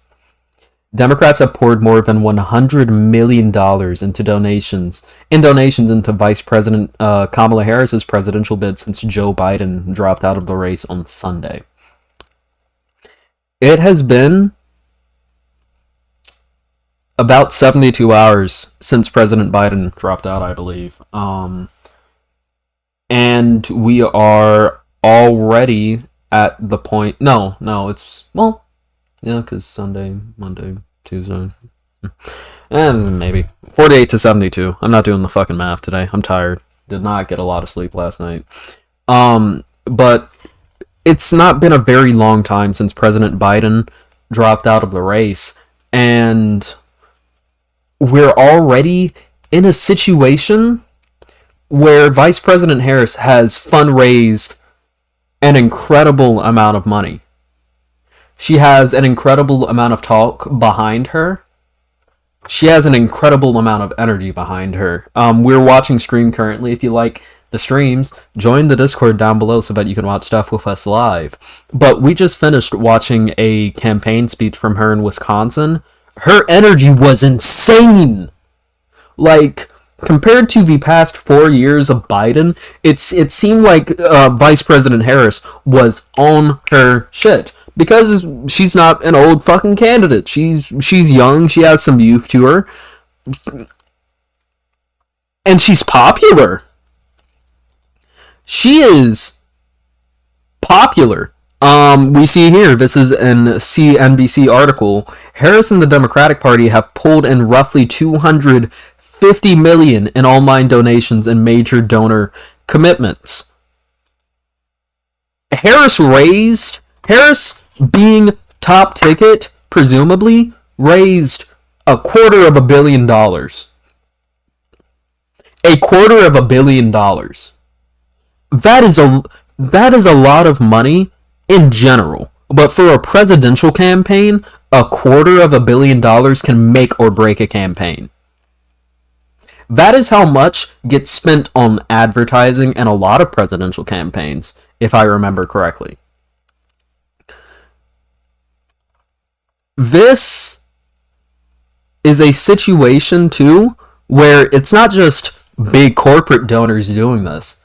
These are small dollar donations that are driving some of this. Since Sunday, more than 888,000 small dollar donors have contributed to the Harris campaign, according to a memo late Monday. A day later, almost 1 million small dollar donors. This is crazy. And the thing is, too, the Democratic Party consolidated around her fairly quickly. Vice President Harris picked up key endorsements incredibly quickly. She got endorsed by Jim Clyburn, who arguably saved Biden's primary campaign back in 2020. She got endorsed by Jim Clyburn. She got endorsed by former Speaker of the House Nancy Pelosi. She just got endorsed by Hakeem Jeffries, who's the House Minority Leader, and also the Senate Majority Leader, Chuck Schumer. She just got endorsed by them. She got endorsed by the Clintons. Really, the only major donation that she hasn't picked up to make her coronation official is President Obama. And I gotta be honest, she's already the fucking nominee. She doesn't really need it! He sacrificed a powerful job. Trump would never have the humility to do it. That's the notable thing about it, too. Biden, I'm of the opinion that more than likely President Biden dropped out because he was presented with data that there legitimately was no pathway forward for him. But there was a pathway forward for Vice President Harris. Hey, hopefully President Harris, but that there is a pathway forward for Vice President Harris. And we see this in the energy that is being delivered to her. People are donating to her. People want Vice President Harris. Small-time donors want Vice President Harris. A lot of these people are first-time donors, too. And this is a situation where even outside of the donations, let's talk about Vice President Harris as a candidate. She's incredibly strong. She has a strong record of, if I gotta be honest, compared to most other Democrats, she is actually kind of fairly progressive. But she is progressive in a way where she's also seen as like an average candidate. She has co-signed onto things like the Medicare for All Act that Senator Bernie Sanders, tried to get passed. She co-sponsored that bill. But at the same time, she has enough of a veneer of being moderate enough that moderates are going to be willing to vote for her. She isn't too incredibly far left for the average Democrat, which is good. That's a good thing when it comes to getting elected, which is the thing that we care about. You can slam the most far left motherfucker on the Democratic ticket. That fucker's not gonna win, and I'm not gonna want them to be on the ticket because they aren't gonna fucking win. Vice President Harris can win. On top of that, she has apparently, I actually figured this out recently, she's been officiating gay marriages in the state of California since before I was born. I'm 19 years old. She's been officiating gay marriages in California from what I saw. The earliest date that I saw was 2004. I was born in 2005. So she isn't like a Democrat that was like, I don't really like the gay marriage, and then like she fucking flipped on it after the case that legalized gay marriage. She didn't magically switch up. More than that too, from what I've seen on reporting, Vice President Harris is better on Gaza than Biden is. Vice President Harris, if what I've seen is true, behind closed doors was a lot more apprehensive and hostile to the way that what was being conducted in Gaza, how it was being conducted. And that's incredibly good. That is incredibly good going into this November. Actually, very recently, apparently, Benjamin Netanyahu, the Prime Minister of Israel, is in the U.S. right now to speak in front of Congress. Vice President Harris declined to preside over that. Tells you something. It's insane. My parents were literally my age in 2004. Jesus. But I'm gonna put it like this. Our nation now has someone who has a good chance of winning against President Trump. I was someone who didn't want Biden to drop out because I thought that Vice President Harris wasn't going to be the candidate. I thought that we were going to get thrown into an open primary, and even if she did come out as the candidate, it was going to be a situation where all of this party infighting just to consolidate against the obvious, consolidate with the obvious follow-up would have hurt the Democratic Party's chances in November. Vice President Harris is already the presumptive nominee. She's already the presumptive nominee. She has raised, in total, $250 million. The best fundraising day of any presidential candidate in U.S. history. She is a strong candidate. People like her. The best thing that the Republicans have against her is sexism and saying that she laughs too much. Trump's nickname for Kamala Harris is Laughing Kamala. That's the best shit he has. You're too fun and whimsical. They have nothing! They have nothing! Y'all! This is amazing! And I say this as someone who's usually optimistic.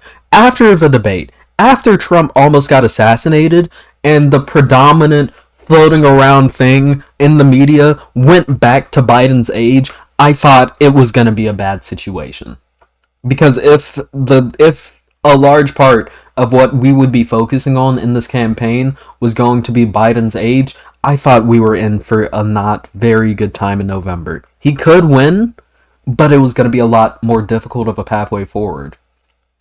Everything about Biden no longer applies in this election. Hunter Biden? Who gives a fuck? Biden's not the nominee. Biden's age? Who gives a fuck? Biden isn't the nominee. Even some parts of his record. Fucking, you want to talk about some of the shit that Biden did? Okay. Harris wasn't the president. What the fuck are you talking about? That wasn't her job, that was his job. She just served in the administration. We are in a situation where now the Republican Party has to go against a candidate that they have nothing on.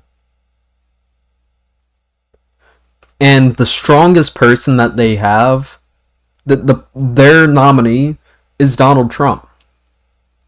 A 34-time felon, adjudicated rapist, whose last major act as President of the United States, the thing that he's arguably most remembered for, is trying to reinstall himself as president on January 6th and effectively leading a coup against the United States of America. That is what he is remembered for. And he's going against an accomplished prosecutor, attorney general, senator, and vice president, who has had a long history of standing against President Trump. And you know what? She's a good-ass candidate. She's such a good candidate. I'm going to show you how good of a candidate she is. I'm going to show you how good of a candidate she is, as a matter of fact. Vice President Harris is such a good candidate for serving in any form of office that Donald Trump himself donated to her earlier political campaigns when she was campaigning for Attorney General in fucking California. Trump donated to her. That's how strong a fucking candidate she is.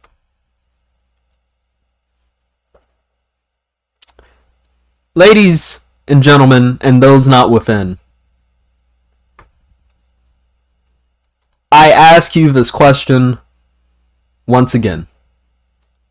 You think you just fell out of a coconut tree? Damn right I do. Because I feel like I'm in fucking tropical paradise right now. With that being said, if you like this video, make sure to like, subscribe, hit the bell icon. Join the Discord link down below. I love you all, and I'll see you all in the next video. Peace. Gotta hit the stop recording button. I'm feeling hopeful. I have hopium. I'm huffing the hopium. The hopium.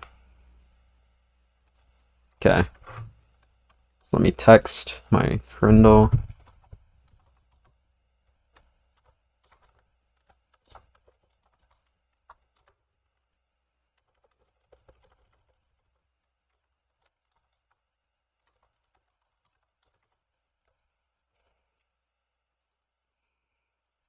Yeah, if you did Gen 6, you definitely ain't stepping down. Oh yeah, absolutely.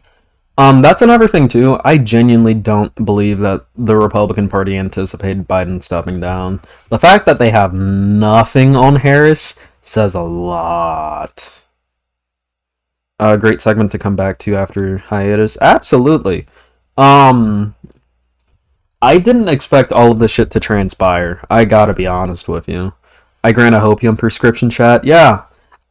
Listen, I'm not gonna lie. Before I heard that, Biden stepped down, I was high-key planning my way to fucking Canada. I'm not gonna lie.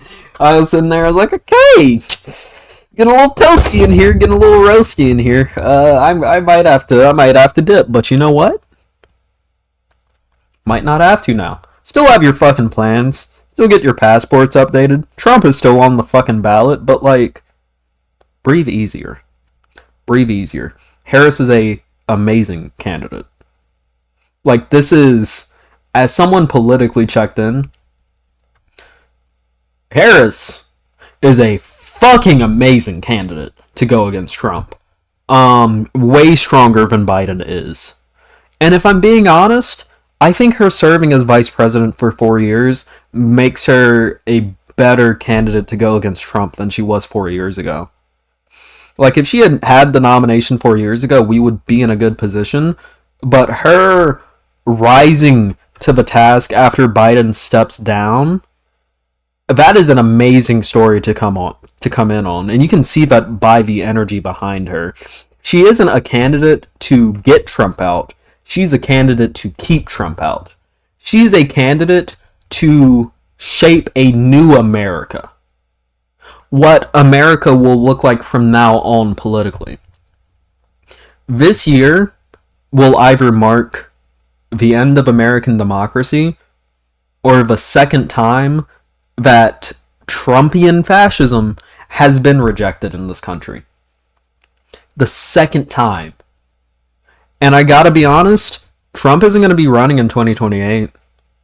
If he is, he's either gonna be demented as shit and is gonna get blown the fuck out by President Harris if she wins this year, because she's gonna run for re-election. You know she's gonna run for re-election. And she's gonna clinch a re-election if she does run, because she has no Biden-esque issues, so I wouldn't be shocked if she clinched a re-election. But she looks great in this run, and I'm incredibly excited to see what she does. I'm optimistic. I'm incredibly optimistic, and you should be too. We might get 12 years of Democrat rule in the presidency. That's insane. He'll run demented unless he dies. He probably won't. That's another thing about the Trump camp, too. Trump doesn't have a good successor. JD Vance. I mean, whoever Trump's vice president was going to be should have been his successor pick, since he's up there in age. His vice president should have been the successor to not just who he is as president, but also what he represents in the Republican Party if he wanted to continue on that legacy. JD Vance does not have that kind of fucking gorm.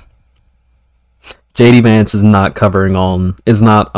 taking with him the MAGA legacy. He doesn't have that kind of energy with him.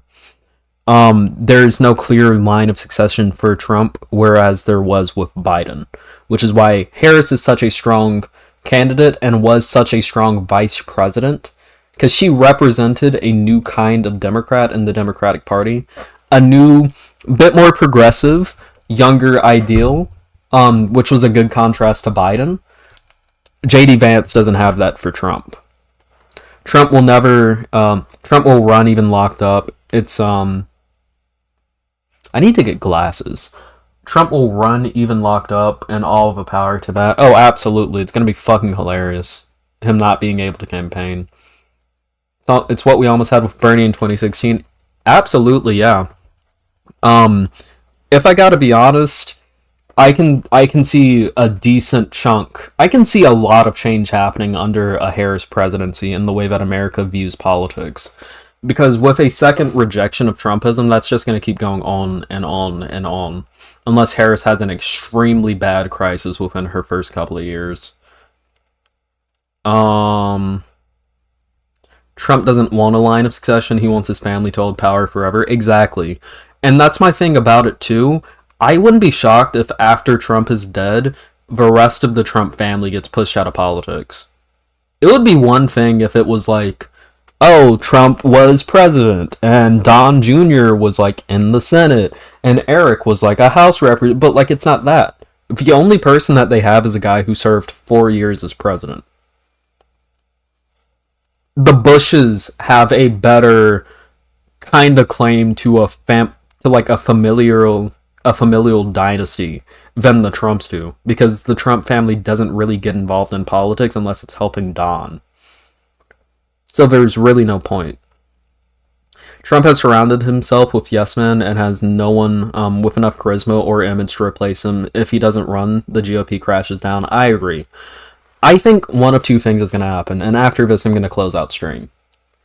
We're either going to be in a situation where the GOP gets blown the fuck out this year, which I think is more likely with Harris than it was with Biden. Harris is an extremely electrifying candidate. She's going to help people down ballot.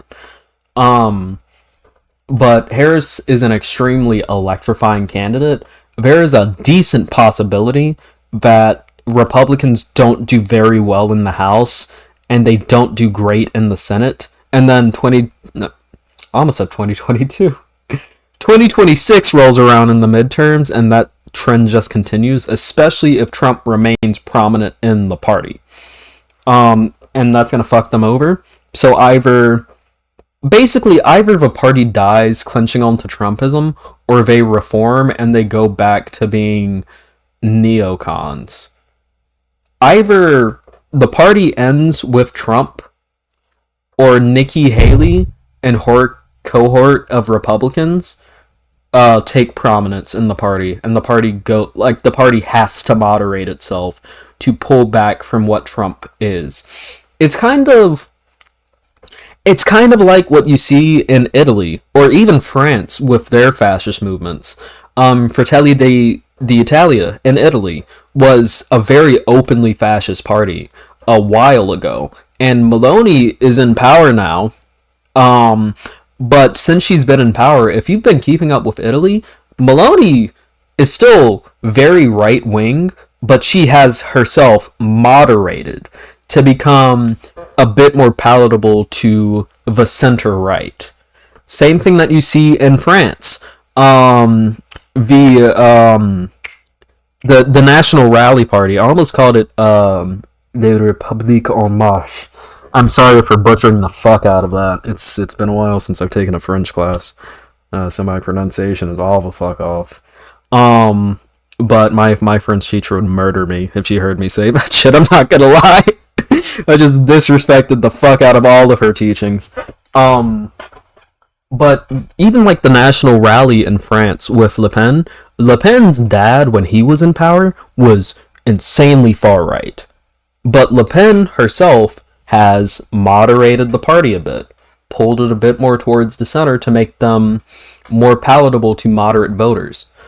I wouldn't be shocked if that's something we see with the Republican Party, where after their really out there fascist guy gets blown the fuck out into elections, when it gets down to candidates like a Nikki Haley or a Doug Burgum or a Mike Pence or even a Mike Johnson, even if Mike Johnson is fairly like far right by Republican standards, he can keep a clean face.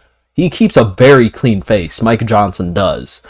I wouldn't be shocked if the Republican Party tries to morph and moderate itself back into something like it was when Romney was a candidate, but a bit further right.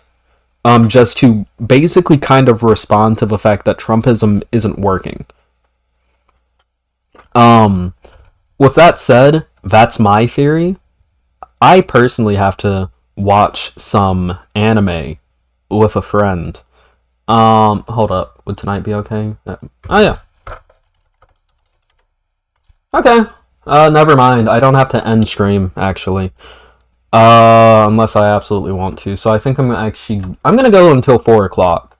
And we can just talk about this, like, as a topic. National Rally still has Nazi ties, like, multiple. Le Pen is being overtaken. Oh yeah, I've heard. And that's really the negative thing about it.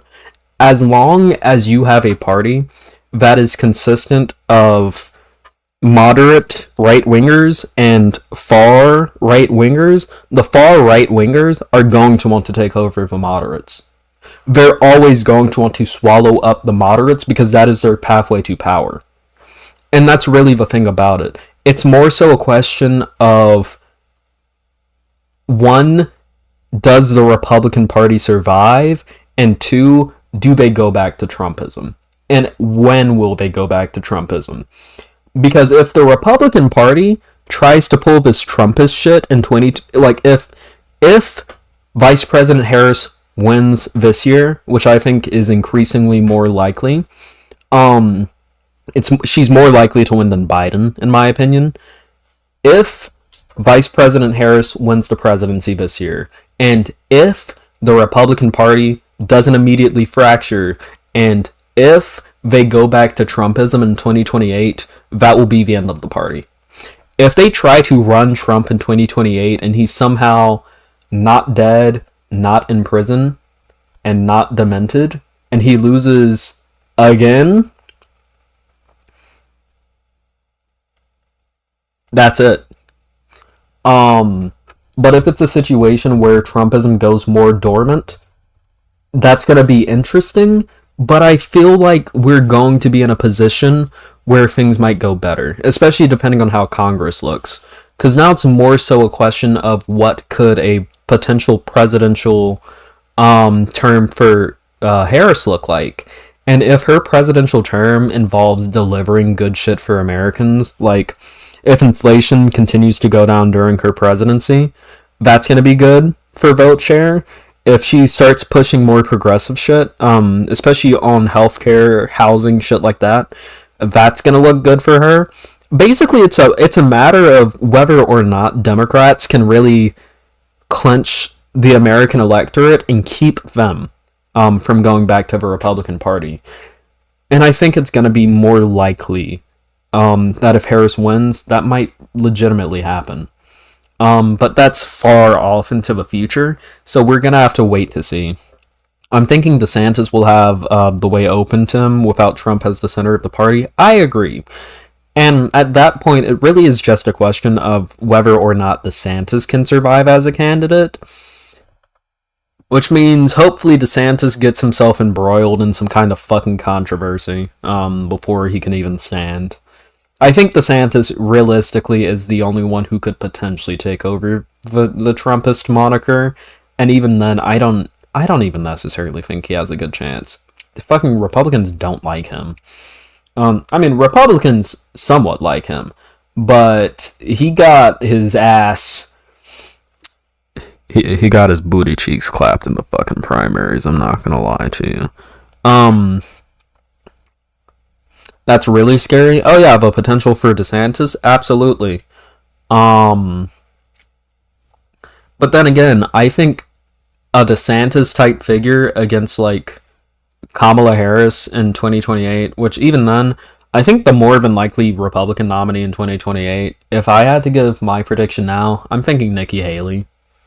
Nikki Haley makes the most sense if Harris wins this year. Haley's going to be the only one who could realistically challenge her. At least right now. A lot can happen in 4 years. Nah, this run was such a fart. DeSantis can never run again. He has a chance. He can run again. He can run again. This run was bad for him, but again, shit changes. People might forget just how rough he cooked himself. He doesn't have the charisma to build the same cult of personality, so he wouldn't perform nearly as well in a general election, in my opinion. I agree. The thing that a lot of people don't seem to realize about Trump is that his personality isn't like...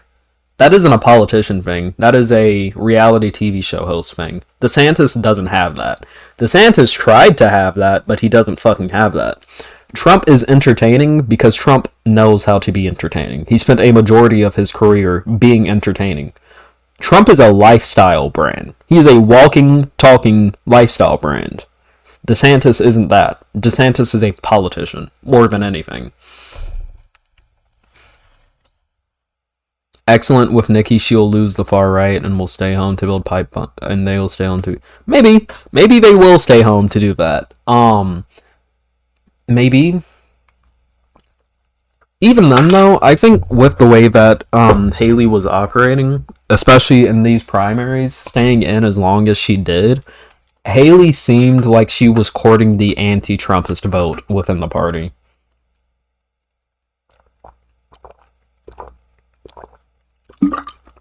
Which is why she kept getting that consistent, like, 10 to 20% in the primaries. She was really courting the anti-Trumpist contingent of the Republican Party. Which is an important voter group to get. Ever heard of Trump the Game? Absolutely. No, I don't know where this is going to go. But I'm going to put it like this. We are in a better position to beat Trump this year now than we were a week ago. That would have to be my thesis. We are in a better position to beat him now than we were a week ago. And more than anything, that's what really matters at the end of the day. So I'm excited. Hope you all are. I think I'm gonna try to get a meal in now, actually. I should probably eat. So, yeah, no. But before I do, let me check to see. Do we have anyone currently streaming? Because if we have anyone streaming, I'm going to raid into them.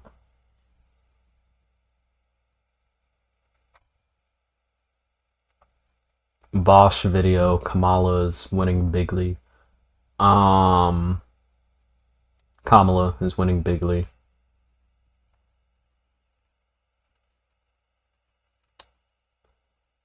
I'm seeing no one streaming right now. So... yeah, I think I might end it. People, stay... Oh, shit, we have 39 likes on the stream. I did not ask people to like. Oh, yeah, that's another thing, too. Before I leave, I was kind of scared that coming back to streaming, numbers were gonna be cooked. We kept a good 30-ish concurrence, 25 to 30-ish concurrence for a majority, of the stream, especially after, like, we really picked up. I'm very happy about that, especially since it is, like, a Tuesday afternoon. Yesterday was Monday, today's Tuesday. So I'm definitely going to be streaming a lot more. Jovan Bradley, check him out. I've never heard of him, I gotta be honest. When I checked out of politics to go on break, I mean, I fully checked out of politics. It was a detox.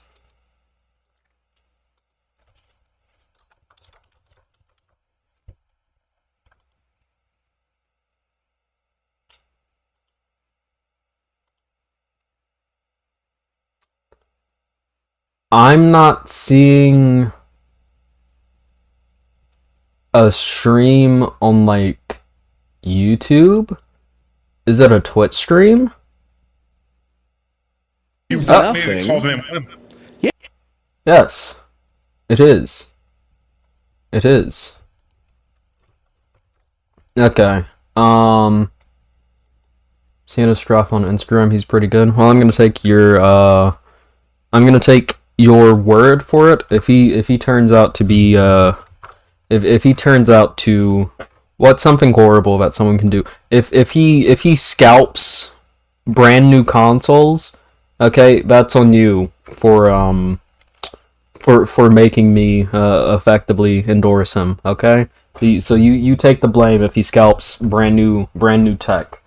Go raid Jovan Bradley, tell him a pillow sent you, tell him bedhead raid. You know how it is. And adios. Good night. Good night. It's not nighttime, but good night. I love you all. Thank you all for joining the stream. And be careful around those coconut trees, people. Don't fall out. They're very dangerous. Alright. Y'all have a nice day. Nice day. Okay. Y'all have a nice day. Bye. Adios. Bye.